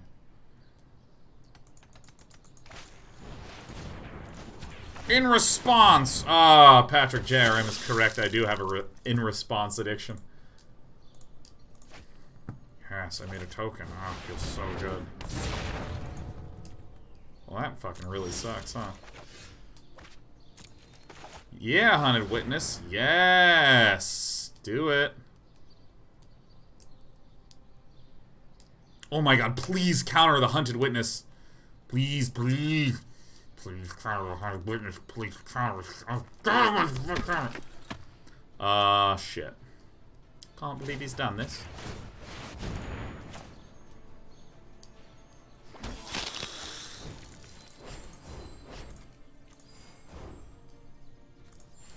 The power of 2/2s! I mean, the chance of this resolving is just, it's so zero. I can't even believe it. This is the zeroest chance of resolving thing. No! Oh my god, he did what we expected. I can't believe it. I'm getting out of this game. There's still a chance of winning, but I'm the king of concessions. We're just gonna get the fuck out of here, Mo. I just want to play the next game. I want to go home. Baffling Ends seem good. Do I actually want the fucking Spell Pierce Negates in here? Do I really? This is what I was doing last time, but I mean, I like being able to be aggressive.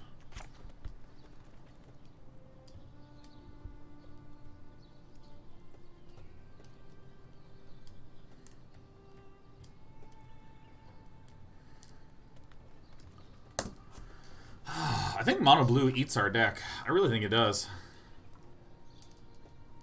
What the heck do I cut here? I kind of like the way the Venerated Loxodon felt.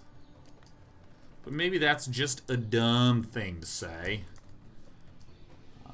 Cutting Benalish Marshal's odd to me. You know, it's a very reasonable cut. Often cutting this is... You can think of Benalish Marshal as a slower card. I think I do cut the Venerated Loxodon. Fuck. And just try to prevent them from ever having a creature on the board.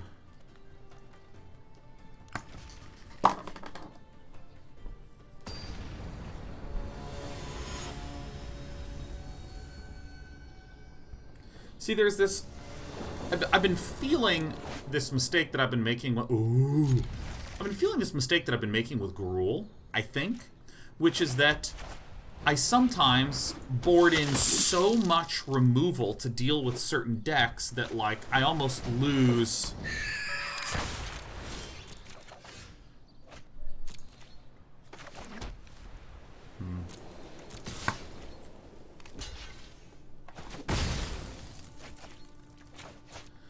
I almost...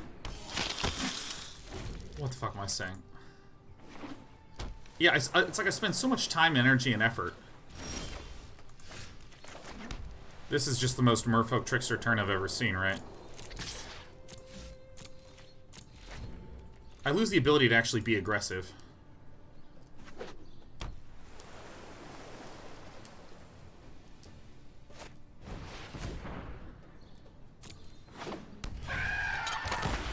I think I maybe should have cut these. I think this is the one that needed to go. So I'm actually wondering if, against this deck, I'm sort of making the same type of mistake. Or maybe I don't actually want to be that aggressive. Maybe I actually want to be a little more patient. Like, intuitively, I feel like Mono White should be, like, super favored against this deck, but, like, I've just felt really uncomfortable against it. I actually feel like it's the Negate and Spell Pierces that maybe I should not be boarding in. And this Deputy of Detention. I think I just need more damage in here. Which we kind of did a little bit more in this game. Fuck.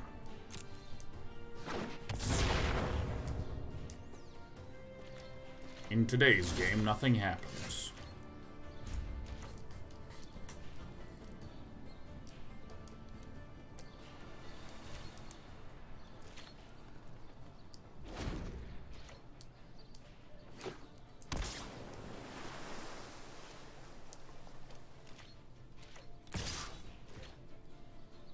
Yeah, I mean, I really don't like the way that our deck's playing out. Like, what if these were creatures, you know? I feel like that would be so much better.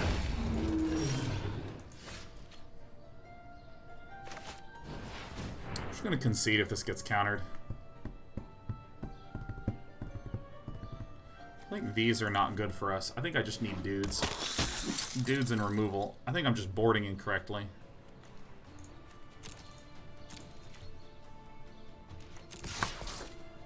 Maybe Merfolk Trickster still.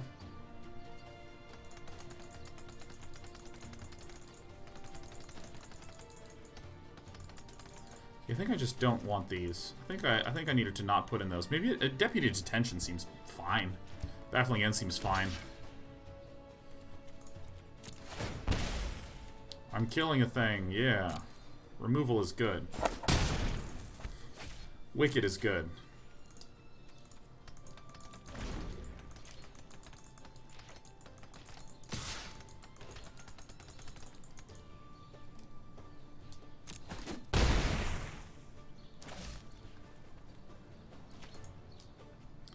Yeah, I think I need to be the proactive deck and not be doing this reactive garbage.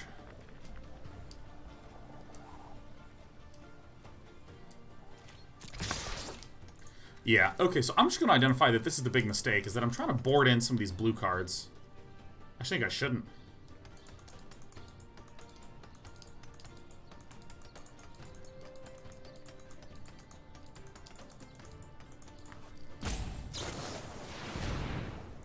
I'm just conceding. I'm dead. I'm done. Bam.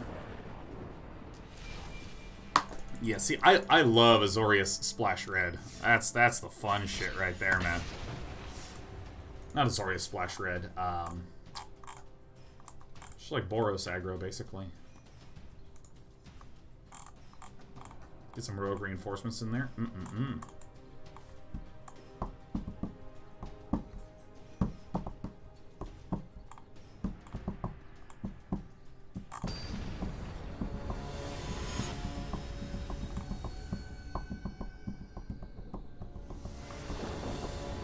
What really shits on this matchup is a Tithe Taker.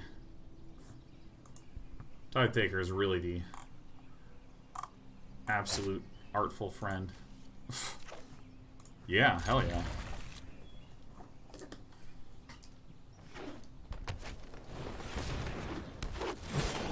Oh, this is a real bad matchup for us.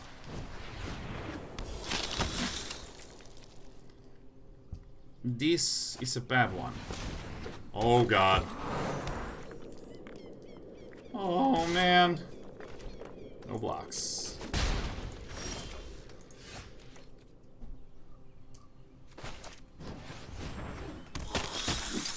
Hey, hey, hey, it's Desper. Hi, sweetie.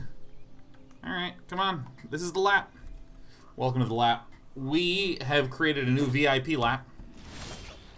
This is the finest lap service. Alright. One more turn of no lance. But this is still mostly okay.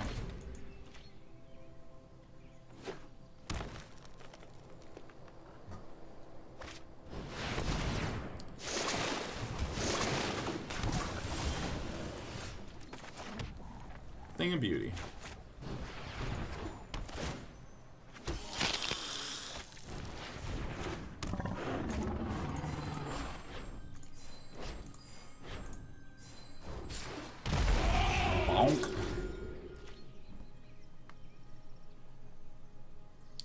Good this cat is.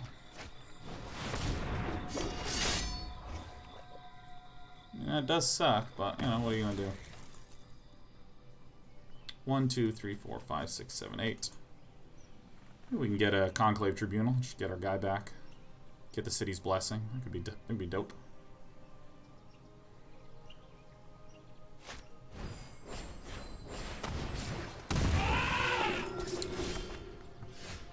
Never had it. Ugh.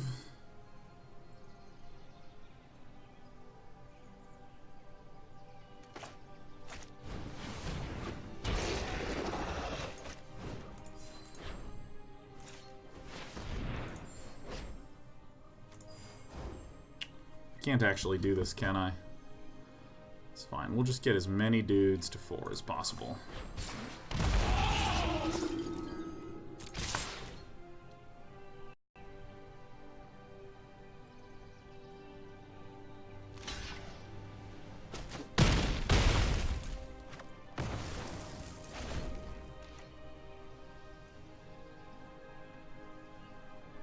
This is a happy cat, man.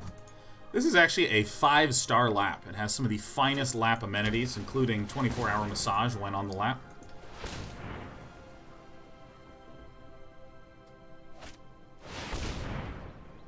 Forgot about that card. Let's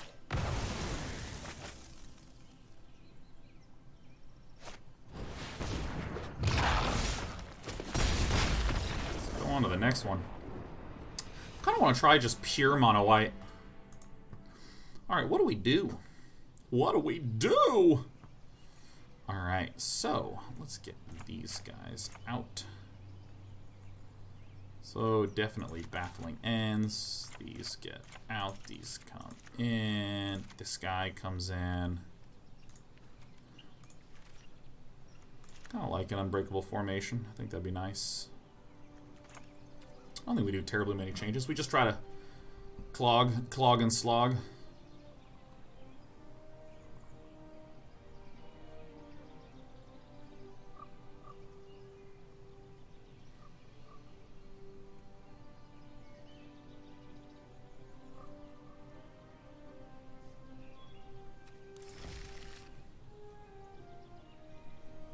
God, look at this little cat. It's just so happy to be getting scritches. Yep, on the nose. Oh, okay. Okay. Oh. Oh my god, this is so great. Yes. Awesome. Oh, yeah. Oh. Play first. Yeah, that'll do. That'll do, pig. A good baby girl. Such a good baby cat.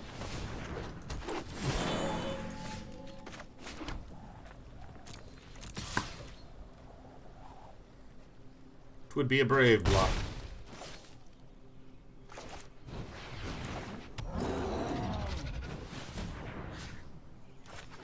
Who else? Who else has a little baby cat on him, huh? Who else has that sweet baby cat action? This is my baby girl, Despy. She's a very good cat.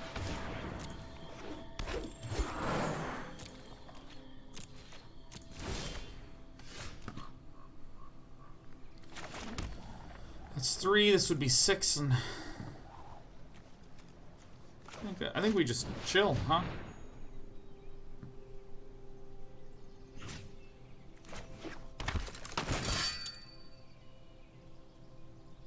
One, 2, 3, 4, 5, 6, 7, 8, and 9. So there's a lot of cards that let us get to the city's blessings. This deck is a clog and slog, I think. Literally 24-hour massage service here. It's just, it's incredible. 24-hour massage services. How's it going? Here, let's get the shoulders. These do a lot of climbing. Ah, yes. Get the little spots along the spine. Those are always tense for your dad because he's a fucking nerd.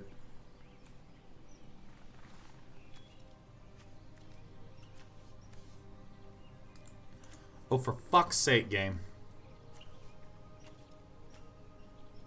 Alright, I cannot tell which thing.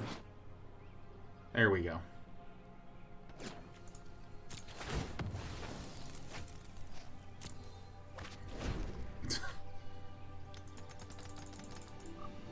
Oh, we stretching out. Oh, yep, you're right. You're right. I stopped the massage for a moment.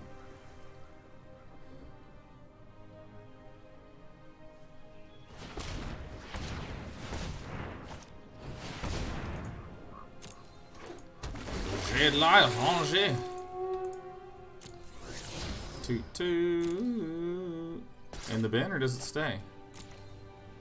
Ah, yes, Vivien. Oh, thank God.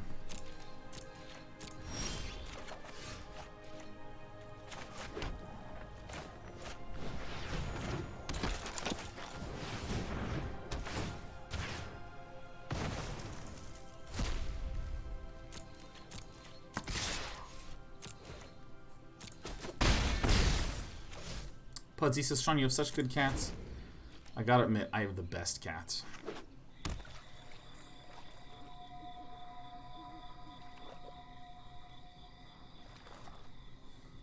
Hey. Hey, what are we doing? What's going on?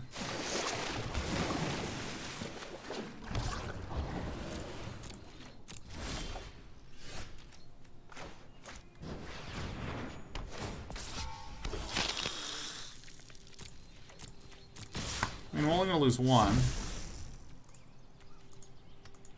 How old are the kitties? This kitty's 4.5. That's why she has such youthful looks about her.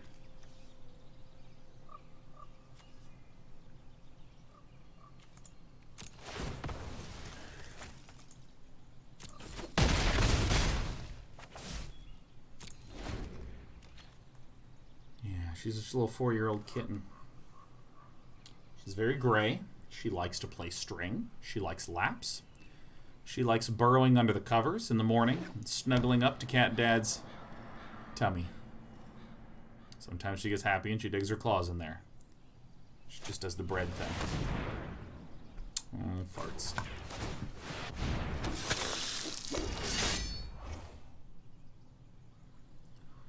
I love you a lot.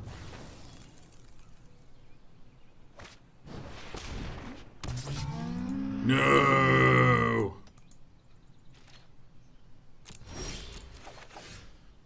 Did I just pass through another opportunity to do this thing?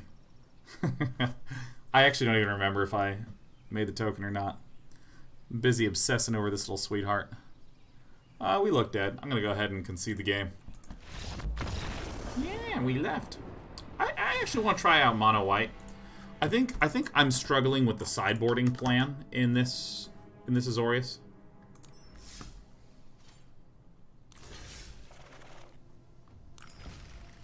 Ow. Ow. There we go. Monowhite Aggro! Alright, let's fire this up. Whoa! Whoa! It's actually, you know, let me show you the deck first. So this deck is relatively similar to what we were just running. A few notable differences. Only 2 Conclave Tribunals in the main board. This is a much more proactive deck. Much less reactivity. Double Unbreakable Formation. And I like the Double Tide Taker. Only has 11 cards in the sideboard. Nice. That seems wrong.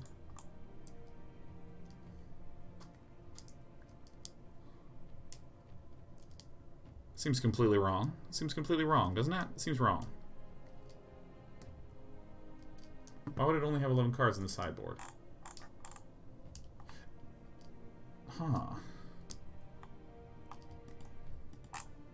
I'm confused. I just copied a deck, and indeed this deck only has 11 cards in the sideboard.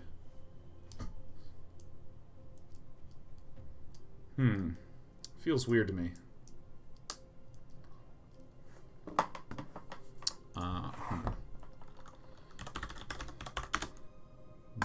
How do you spell demystify?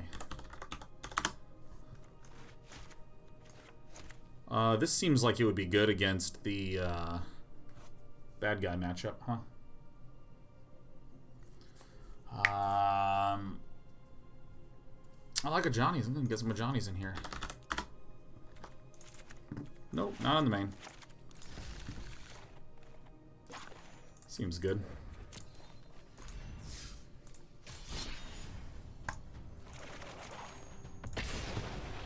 Alright, let's paste this deck list for y'all.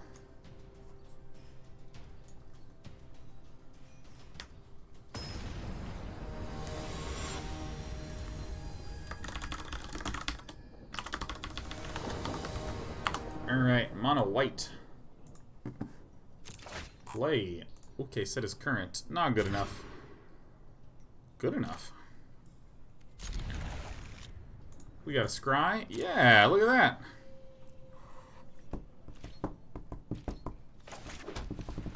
Alright, we're against Balderam. So I think that what I should be thinking is proactivity, huh? Proactivity. Proactivity. Proactivity. Your pal J9 loves being proactive. Graspel says, has there been any new news about the London Mulligan? That's a great question. London Mulligan is a different form of mulliganing.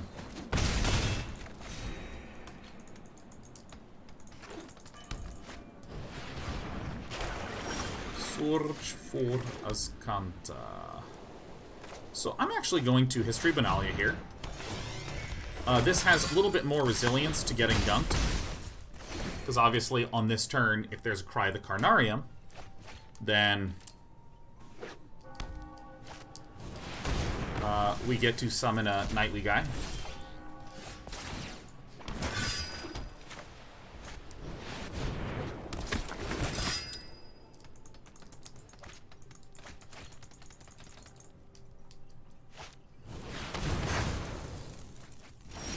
Okay.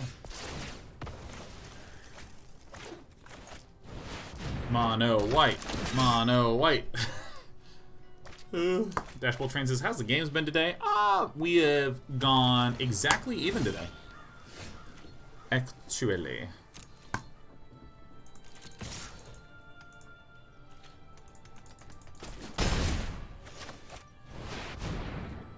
Who doesn't love a hard-casted Venerated Loxodon? Holy shit.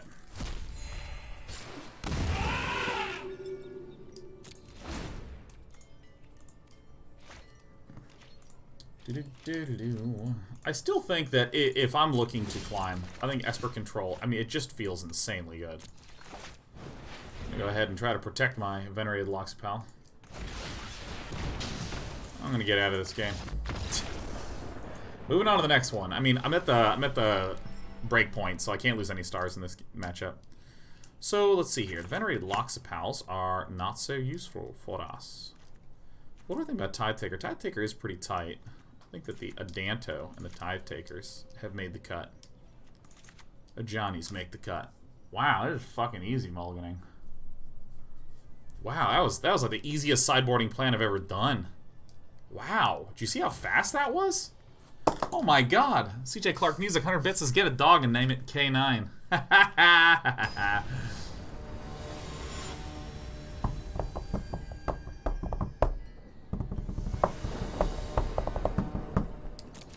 Yeah, I'm gonna say around 4 p.m. Ooh, I'm gonna say around 4 p.m. if we ain't getting there. No big deal. Consider playing a Subnautica, but with your only lighting being from blue LEDs. Ooh, that'd be too scary, man. Canine Cross, did you say my name? I always say your name. Say your name, say your name. Nobody is around you. Canine Cross, I love you.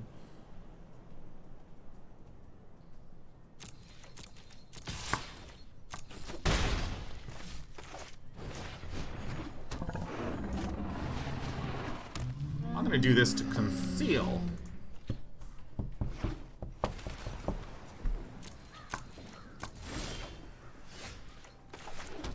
Alright, first things first, we're gonna play the Tide Taker. So now there is no way that our opponent can cast anything to stop us from flipping the history.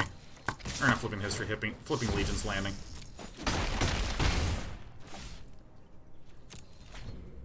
Which is what I actually care about. If there was like a cast down,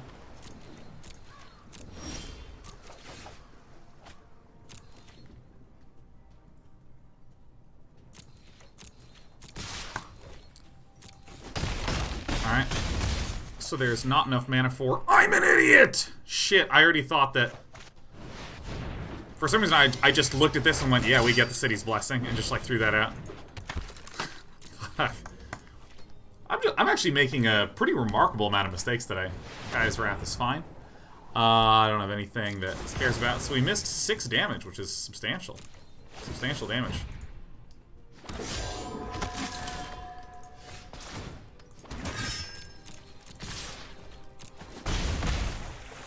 Casually misses 6 damage.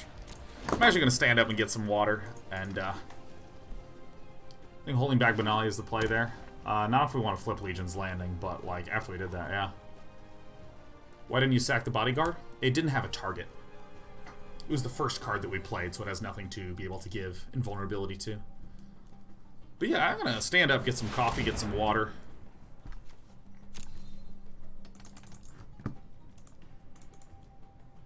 Take a, brief break, just sit here and chat.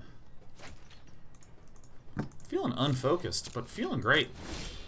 Fuck, I skipped through the thing again. Okay, alright, everyone. I got a malfunctioning brain here. You see how dead our opponent would have been right now? Well, now, I gotta play this. It's alright, it's all good. Boy, sure did get hot in here. Huh.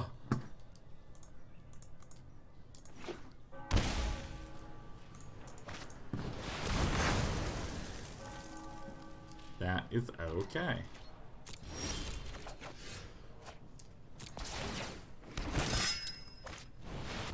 My opponent sure looks dead, doesn't he?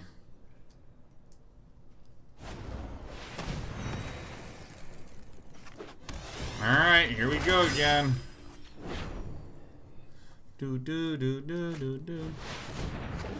Holy shit, I deserve this loss so much. It's so funny, man. Alright, I'm gonna go to my main phase. Oh, let's make knights. Oh. Yeah, we had an update we had to reset anyways.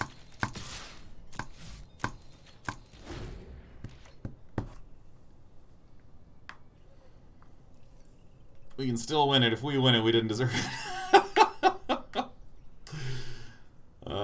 Yeah.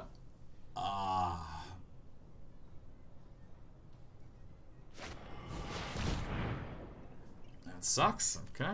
Alright, that just feels like shit. Alright, we got it. Alright, cool.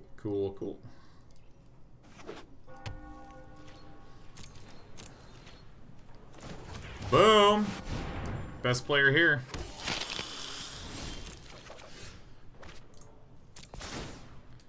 Hells yeah. So if we attack, opponent will heal to 8 and we will deal 5. Cool. Super cool.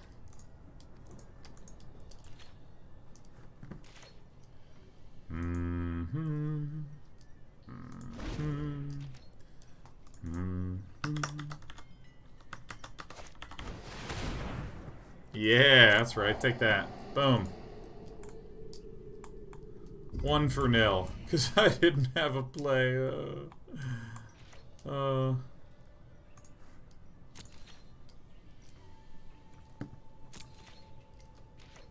good is Legion's Landing? How good is this card, huh?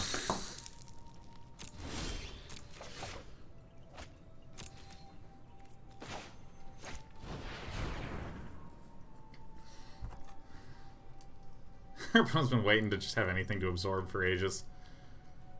Bodyguard. Yeah, it's protecting the knight, the Knief.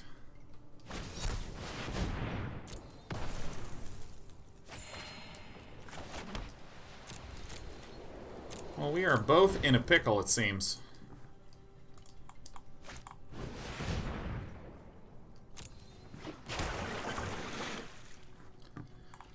We are both in a pickle. Alright. Alright. Okay. Pass. And boom. Look at this. Woo. I think it's we still got the unbreakable formations, yeah. Won't let us win though. Because then we'll be able to do 1, 2, 3, 4, 5, 6, 7, 8, 9 damage, and there's 11 there.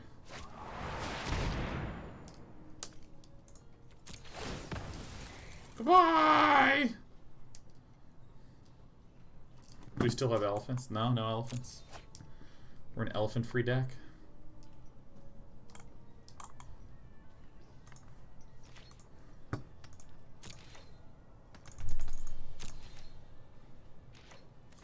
It's actually funny because we've won this game like twice if we just didn't make you the mistakey. Boy, did we ever. I'm back! It's me, the Dauntless Bodyguard! Is Baldur, I'm actually going to absorb this one too. Alright, it's time to have the most protected 1-1 there ever was. I'm telling you, man. Legion's Landing is so good. Fucking oh shit.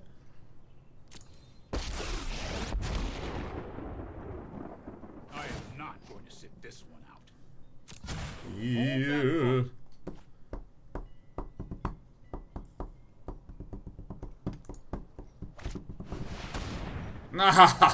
Again we got him. Alright, 1-1. Boom, there it is.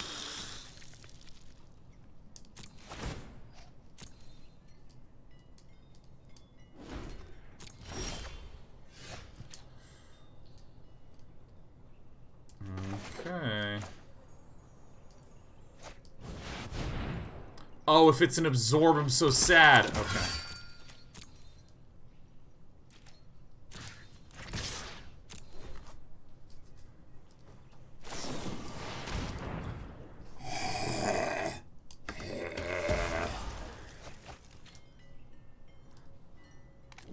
Settle. No, the Settle the Wreckage is a hardly ever run card. Only time will tell.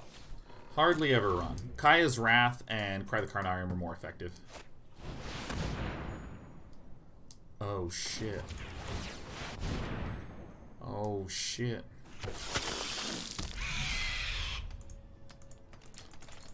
Oh yeah, we could have sacked the Bodyguard. I'm just trying to get out of this game, man.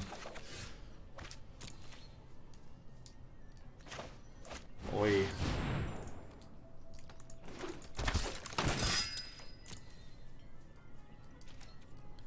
Boy, like, my brain's just tired, man. Brain's just tired.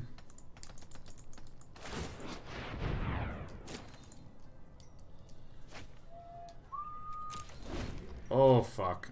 Listen, I'm gonna concede.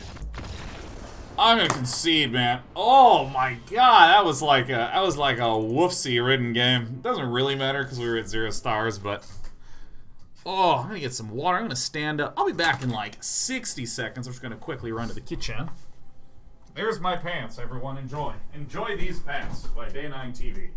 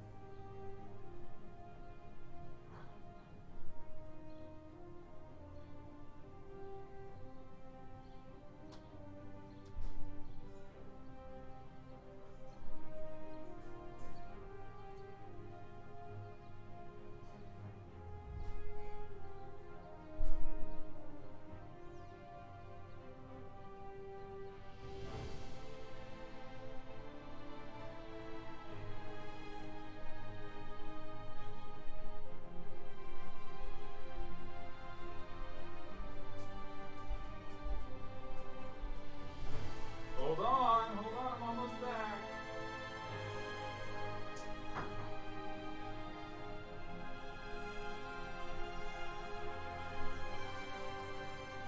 Alright, guys, I figured out all the problems that were plaguing us. I'm gonna open this window. Perfect. Okay, now check this out. Alright. Ugh. Alright, first of all, we need some regular waters, huh? Alright, let's close this. Please appreciate my desktop background. MTGA. Alright. Oh, okay, now look at this. First of all, we got the lint roller. Despy came to the 5-star VIP lap. So that means we have some... Yeah, let it run.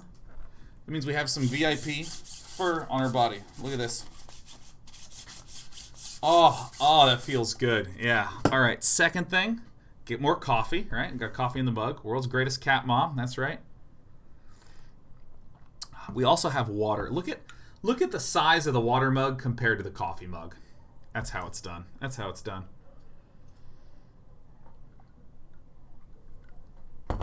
Ah, God, it tastes so good. Tastes refreshing. Now, many of you may know this, that my vice is now fizzy waters. Yeah. It's not fizzy water. Alright, Magic Gathering Arena is still updating. New files. And I opened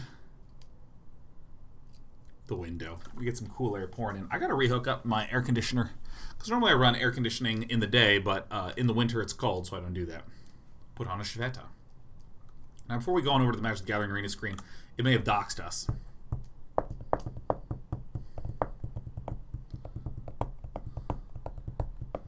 Graspel says you could just have coffee and water mixed in 1 cup for efficiency. That's true, but I like the extremeness of the flavor.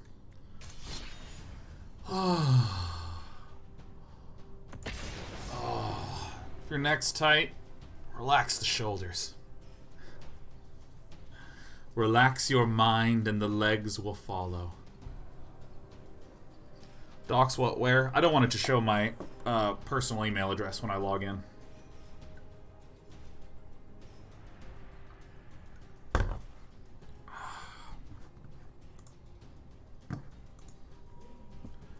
Dun, dun, dun.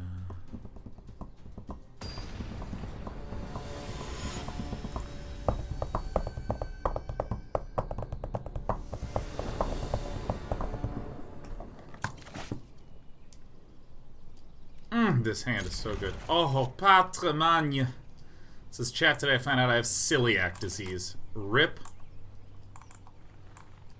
My favorite things, pretzels, bread, beer, oh my god.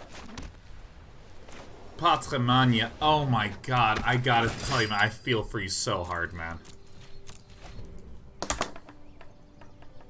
I date someone with celiac. And I have seen firsthand the daily difficulties involved therein. Now let me tell you some things on the positive news front. Alright, let's talk beer. Omission. Look up Omission Lager. Omission Lager and Omission IPA. Very nice. Very nice, very tasty. Okay. Good, strong recommendations. Also, there's a lot of ciders. Very effective as well.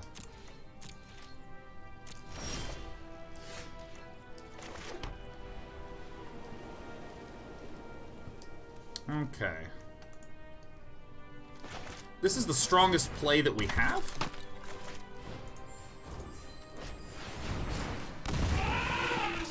Even though we still get blown out by a Cry of the Carnarium.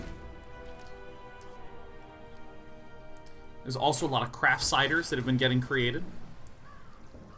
Super good options and alternatives. Nope, not a chance. Other things. Other things to note, okay? Korean food. Korean food is your friend. Korean cuisine has a lot of really rich, sharp flavors. And is unfrickin' believably tasty. That's a good attack.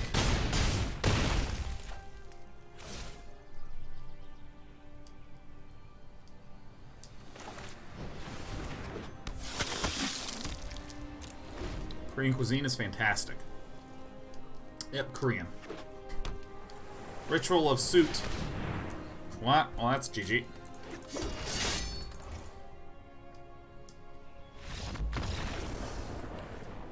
This is a mid-range Dimir deck.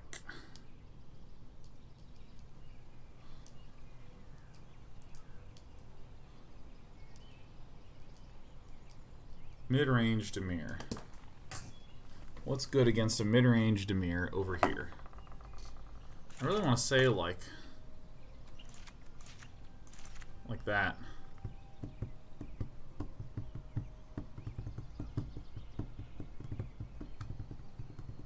Ten who are taking says I may be wrong, but doesn't Korean food use soy sauce? Not that much. A lot of different spices in there that are really good.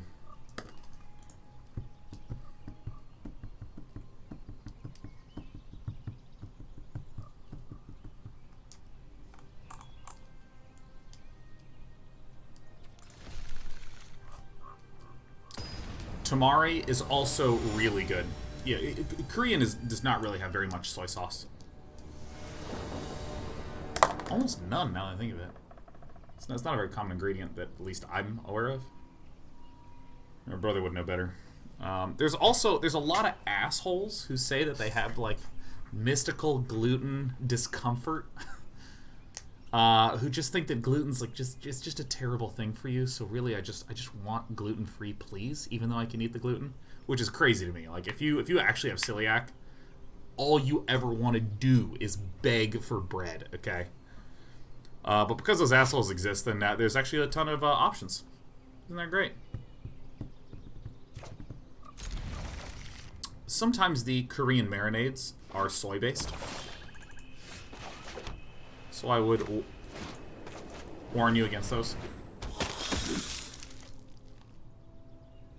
So are they really assholes? Oh, no, not really, but it sure is fun to say. Right.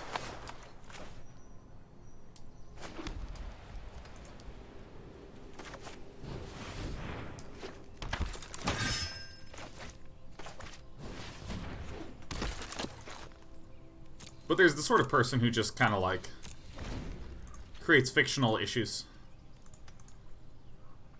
for themselves. And they kind of get in people's face about it. Not a fan.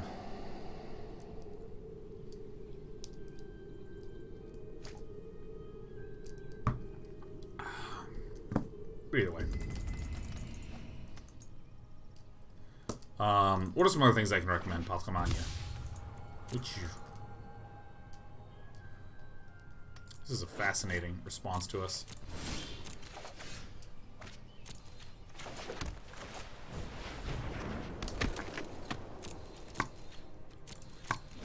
Look at this tech card against us. An Orzhov Enforcer. A 1/2 with Death Touch, Afterlife 1. That's a sick one. What are some other things that have been good recommendations?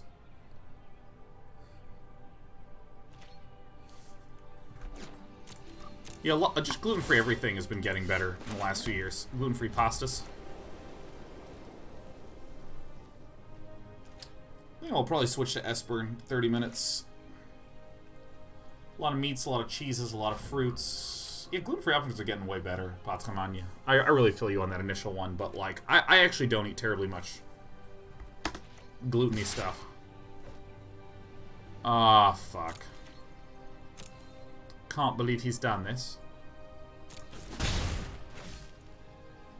Ritual of Soot. Is that bad? Alright, I'm just gonna go on to the next game because I just don't care that much.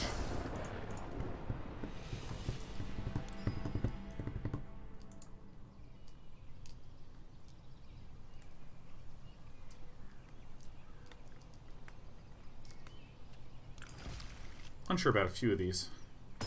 Hey, hi. Are you interested in our VIP treatment today, Despy the cat? This is like the best cat, man. Yep, just have a seat. Just hang out with Dad. Oh, baby. Tithe taker.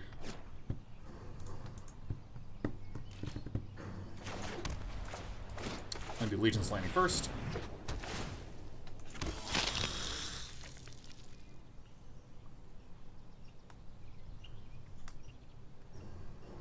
Okay. Meow.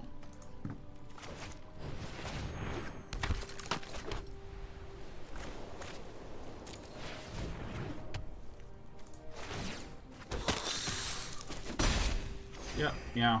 Alright, we are on the lap.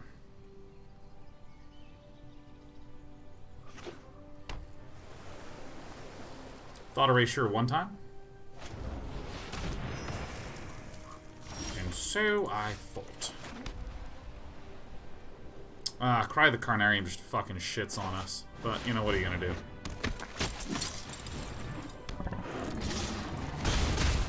I think that this Dimir mid-range deck has pretty much all the answers to Monowhite. Like, this matchup should be, like, real bad for us. Like, a Cry just... It's just game. Cool. 1, 2, 3, 4, 5, 6, 7, 8, 9, 10...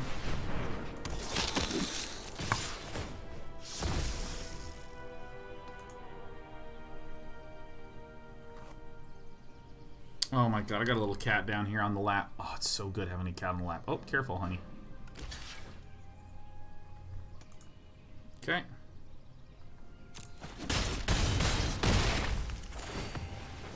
I swear to god, this cat is the coolest, man. I'm gonna kiss you. Hi!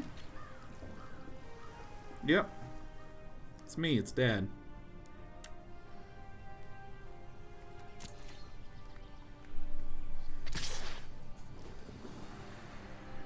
Okay. Whoa! Careful! I'm putting you down.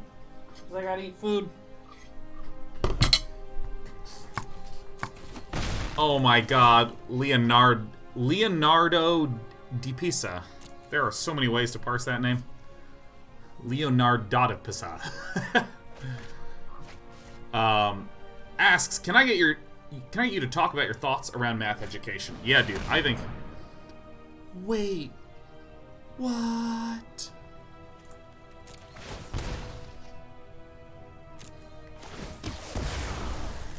I think math education fucking sucks in America, man. It's so bad. And I think the big thing that I despise about it is that it is never phrased or justified or formulated at any point. Crasples, I had 2 mana. I could not have used the token.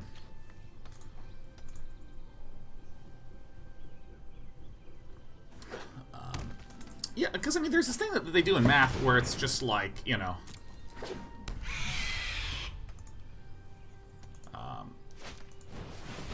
no one explains to you at any point why you're learning what you're learning. They're like, okay, now, today we're going to factor polynomials. And you go like,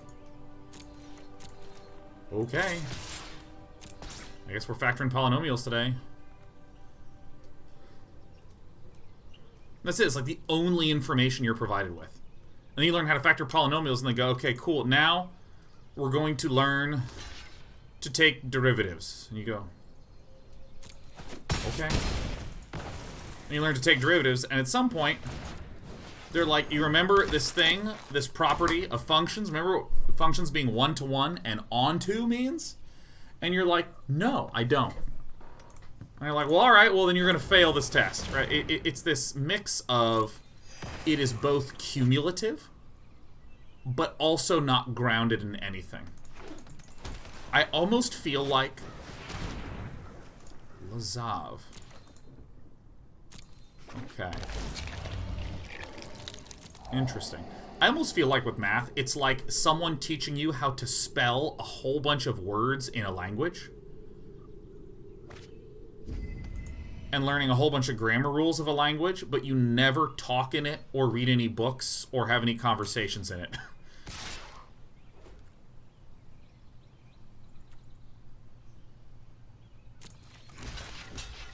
Oh yeah, chumping here is correct. I think you mean bijective? No, I do mean one-to-one and onto as 2 different things.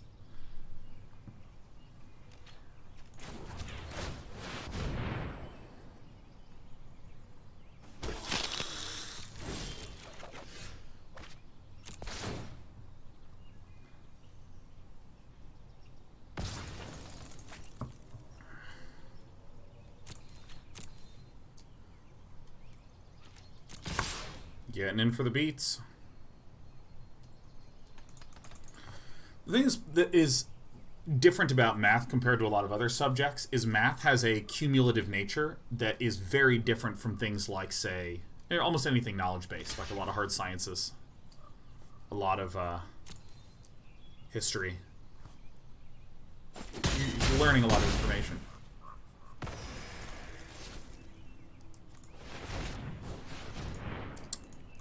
And, I mean, like, occasionally you'll just get this, like, amazing professor or teacher that actually explains to you what the hell the context is and all this stuff.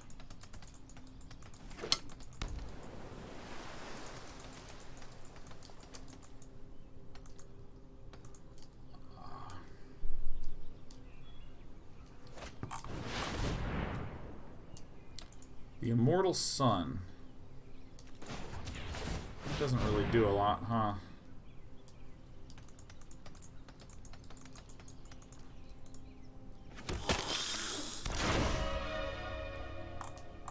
But it's just like so rare. Like in my education, like I got like such little framing in middle school and high school. Essentially none. Yeah, I don't know. I don't really know what else you do with this Path of Decay.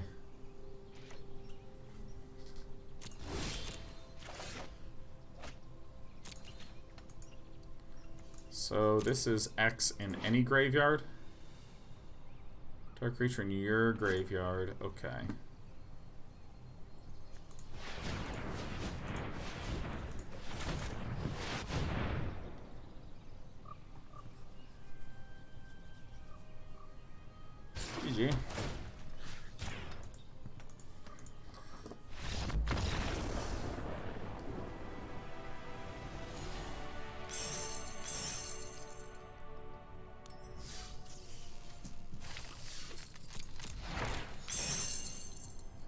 I wish I could re-roll that.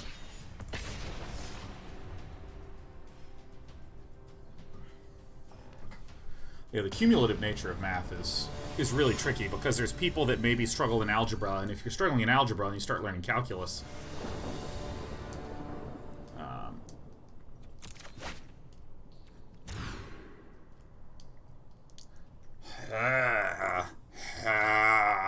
every time I have an Esper control hand, I look at it and I'm like, there's hope. And then I like look at this white weenie hand and I'm like, I didn't do it. Ah, this is about as good as an opening as I could hope for, but you know, what are you gonna do? Like, I feel super lucky because like every single professor at Harvey Mudd College was like an all-star educator, was like amazing. Like, I thought that college professors were like this next level of teaching that you would never get anywhere else. And then I realized that's like far more unique to Harvey Mudd than to other colleges. Apparently, like, I had some of my other friends who went to other colleges talk about how like they had a professor who basically was interested in research. Holy shit. Who was basically interested in research and would like not really care that much about teaching the class. Would just like go up there, just like teach a bunch of shit and just leave. Alright, who's ready to get blown out, huh? Yeah, Harvey Mudd is like the finest educational institution in the universe.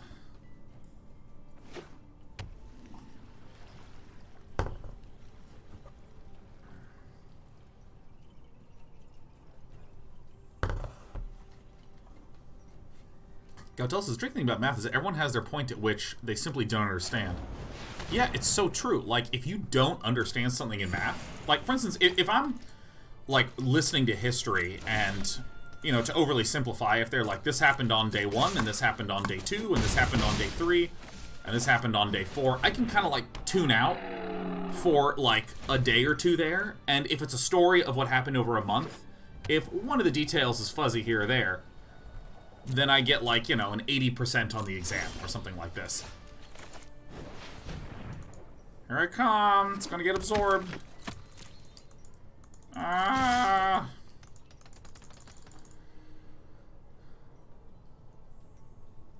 Alright, who gets killed this time?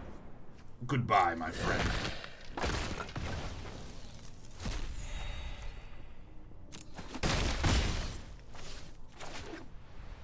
I played that because it had been seen. But like in math, if you don't understand something, you actually kind of need to stop and completely, like, stop everything. I don't get it. Right, both of us have not a lot going on. Craftsman says, were there any topics in math that you really struggled with? I didn't still do really struggle with, like, real analysis. Really, it's really, really rough.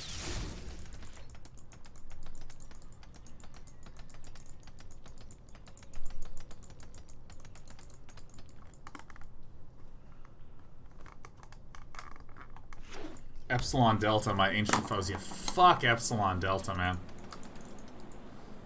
Real analysis is analysis of the real numbers, by the way. Can't wait to teach this guy a lesson.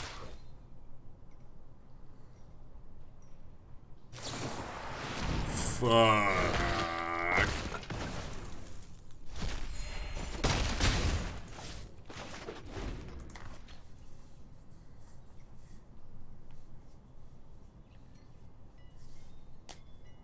I mean, I think real analysis is basically like the one that, like, even today I just like don't understand. I have my copy of Rudin, Principles of Real Analysis. I think it's just called Principles of Analysis. Alright, here's the Tide Taker. You won't be able to cast that. You better cast it now.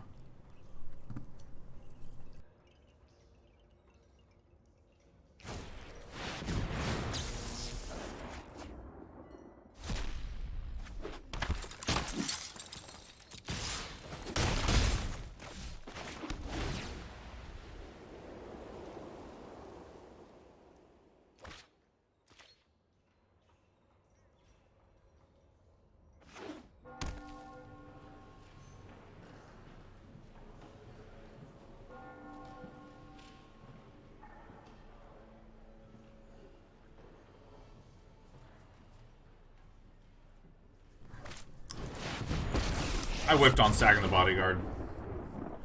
I am not. I gotta start playing Esper Control I'm not again. done yet. I'll start playing the Esper again.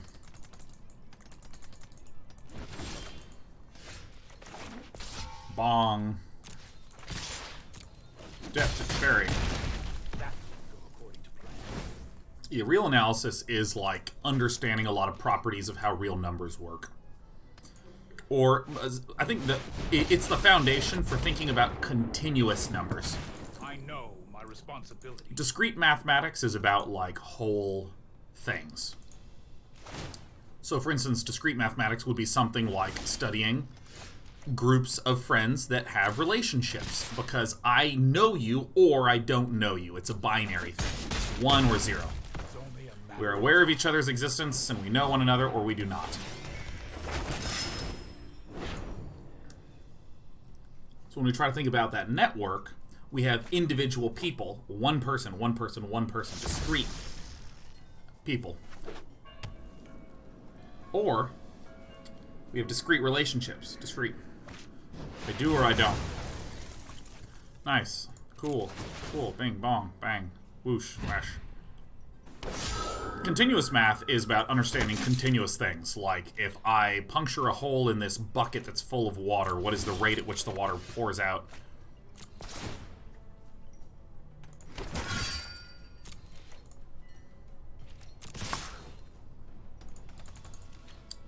And you can't say that it has leaked, you know, 1 water. It's some exact volume that's happening at some amount of time. Cognitive perception.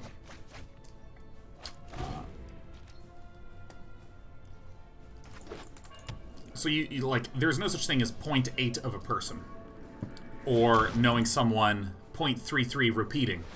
It's either 1 or 0. It's binary. So that's the sort of rough partitioning there, and I really like the discrete maths. That's all. You got it, man.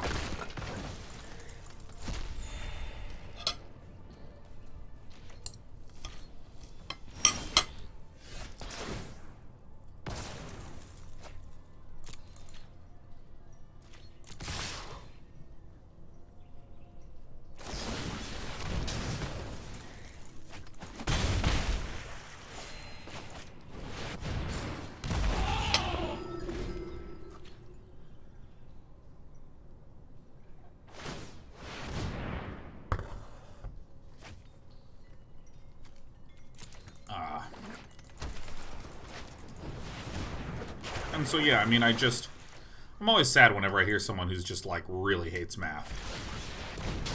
It's the shittiest ever. I've joked about this before, that math is, like, the one subject that, for whatever reason, it's socially acceptable to shit on. Sean, what did you major in? I'm like, math. They're like, oh, I fucking hate math. I'm like, well, what do you like? I fucking hate that. Or, like, it's so funny. It's like, oh, I majored in history. Oh, I hate history. History sucks.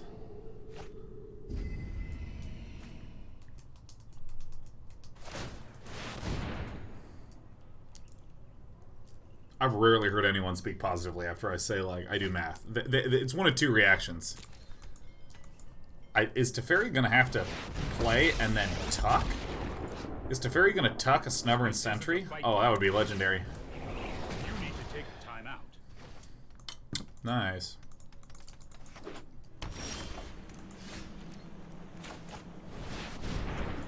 Boy, that's close. This is hardly my worst. This is hardly my worst. We're gonna get there. People either talk to me like, oh, math sucks. Oh my god, this is an opportunity for me to shit on math. And I'm like, okay. That's one of the reactions. The second reaction is one where someone assumes that I do something absolutely magical. Whoa, you majored in math. Wow, that's crazy. Like I told him I'm a ghost or some shit. Yeah, no, I'm a ghost. Yeah, I'm a ghost. No.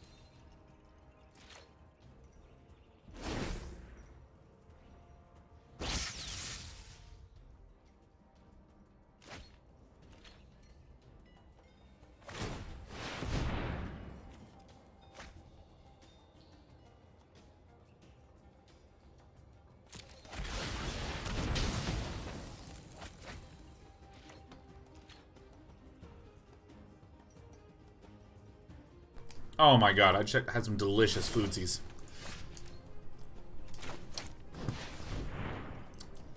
Is there any probability that my opponent is going to run out? Because we have 1, 2, 3 Teferis.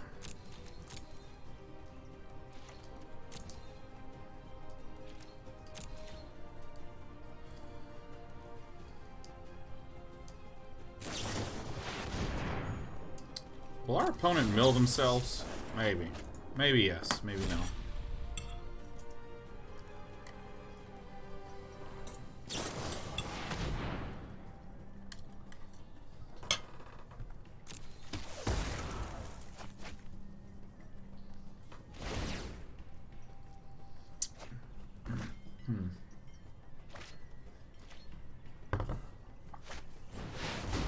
Oh, the last Teferi. Sorry I'm late. Let's take it. Oh, Tuckin. Good old Tuckin Teferi. Bonk. Whoosh. I mean, maybe if we can get a Conclave Tribunal down, huh? It's me, the Benalish Marshal. There's one Mortify. Another Mortify. There's a third Mortify. Okay, yeah, so if we... Oh, there's probably, like, no way to win this game. I'm just getting out of here. I think I'm just going to spend the second half of the day just grinding up with decks I'm better with.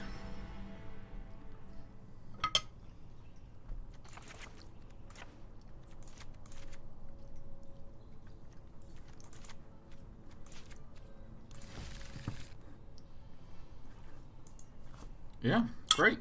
Great. Great.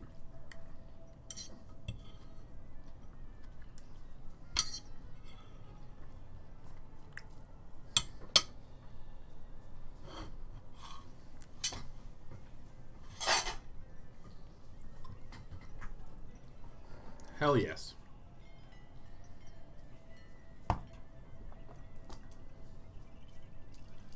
Name is secret. It says, I'm a DJ in my spare time. The amount of times when people have refused to pay me money, but then gift me a 50-euro bottle of liquor during the set is insane. I cannot even imagine.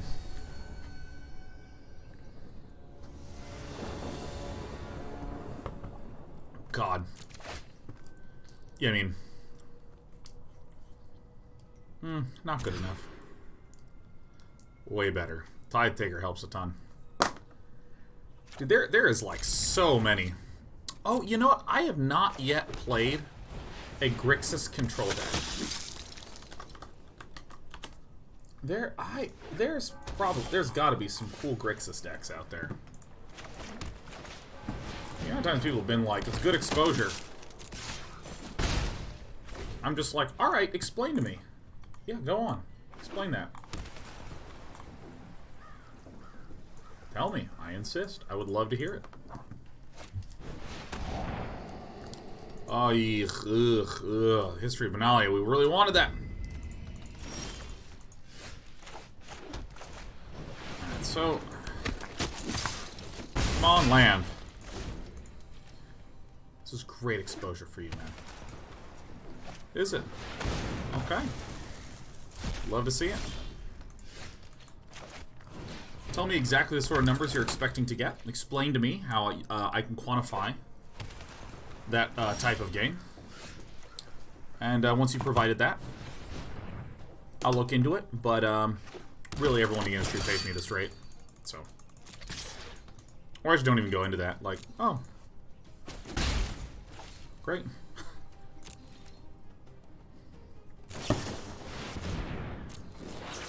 If I can get Ajani down, that would help so much. The Monowhite feels horrible. Azorius felt way better. I felt like things were way more winnable. I think I just did have sideboarding issues.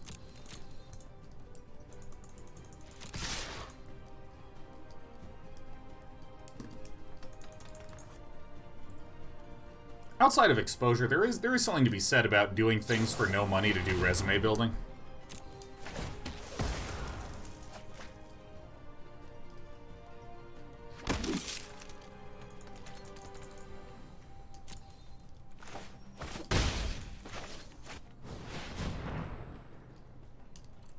Hey, Ori Monster. Dude, Ori Monster, happy 90 months. Can we just say it again? Happy 90 months anniversary. Always good to see you. Man, the more I'm talking about the game, the better things go in the game. The more I'm talking about stuff with chat, the more interesting things are. Uh-oh. Is this Teferi? Ah, big piles of fucking tears, man. Shit.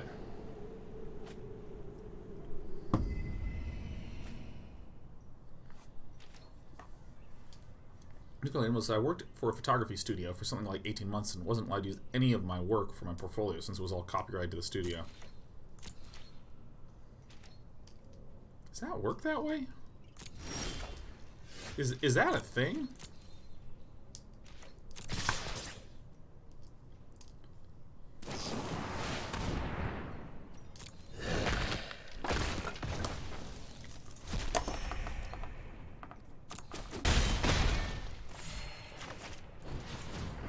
Works the same with code at big companies. I mean, that's different. That's different. I'm just gonna play a different deck, man. Because code is like an actual usable set of tools. Alright, we're doing the switcheroo, huh? We're just gonna go to good old classic Esper control, man. That's interesting.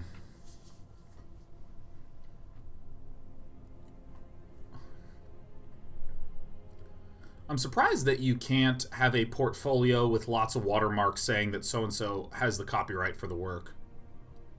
I'm surprised that that's not a thing. Because, I mean, again, it makes sense that they would own the copyright, but I'm just surprised that you can't have any form of it in the portfolio. That's the thing that I'm confused about. 100%, if you do work for someone, then they own that work in, like, 1,000,001 circumstances. I'm just surprised that you can't just be like, hey, here's the thing that I worked on. Shepherd Rex says there's supposed to be a period of time you have to wait before making it public. Now that does make sense, right? That makes sense to me. I think I maybe just misunderstood what was written. I'm making just as many misplays with chat as we are with Monowhite Weenie. Dude, I've been thinking about this a lot. All right, let me share with you a model of life that I've been having lately, which is okay. Here's my model of life. Okay, you take all the people that have been playing StarCraft 2 regularly for the last 2 years.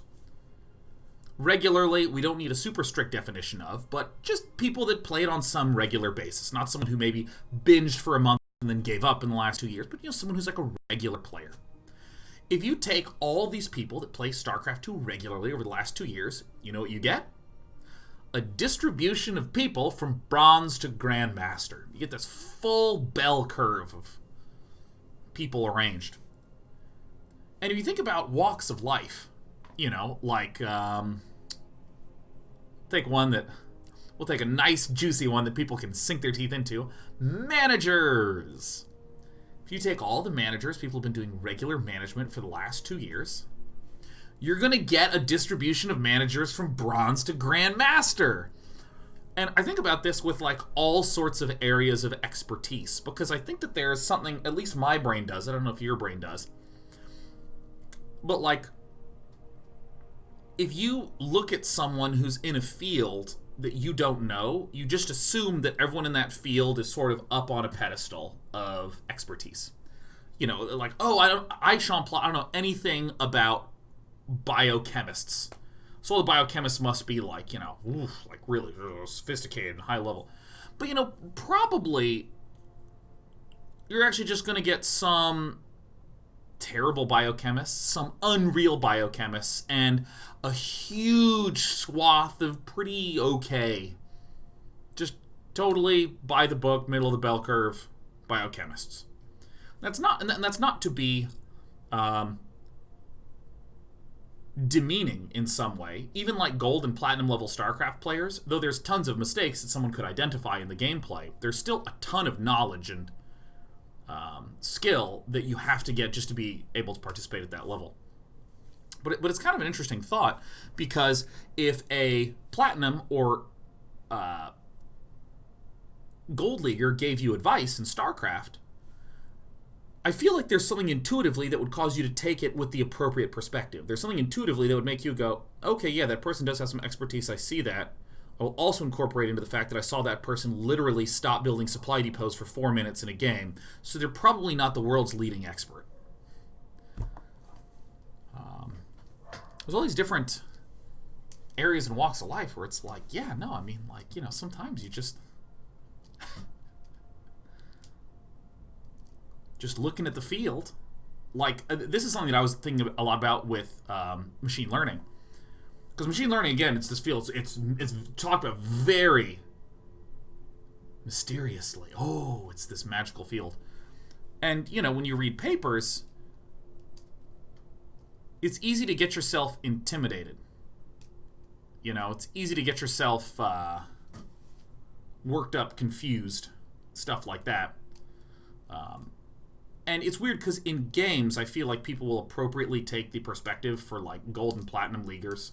You know, like, oh, this is clearly not a high-level expert. But with a lot of other fields, they won't. But the fact of the matter is, like, almost any field you look at, you can probably hit a pretty competent level of expertise. You can probably hit that platinum and gold level without being a genius. You know what I mean? This is the thing I've been thinking about a lot. Trying to figure out what assumptions are causing me to feel intimidated or daunted or confused in some situation. Being like, no, actually, it's probably just a big distribution of bronze to grandmaster in there.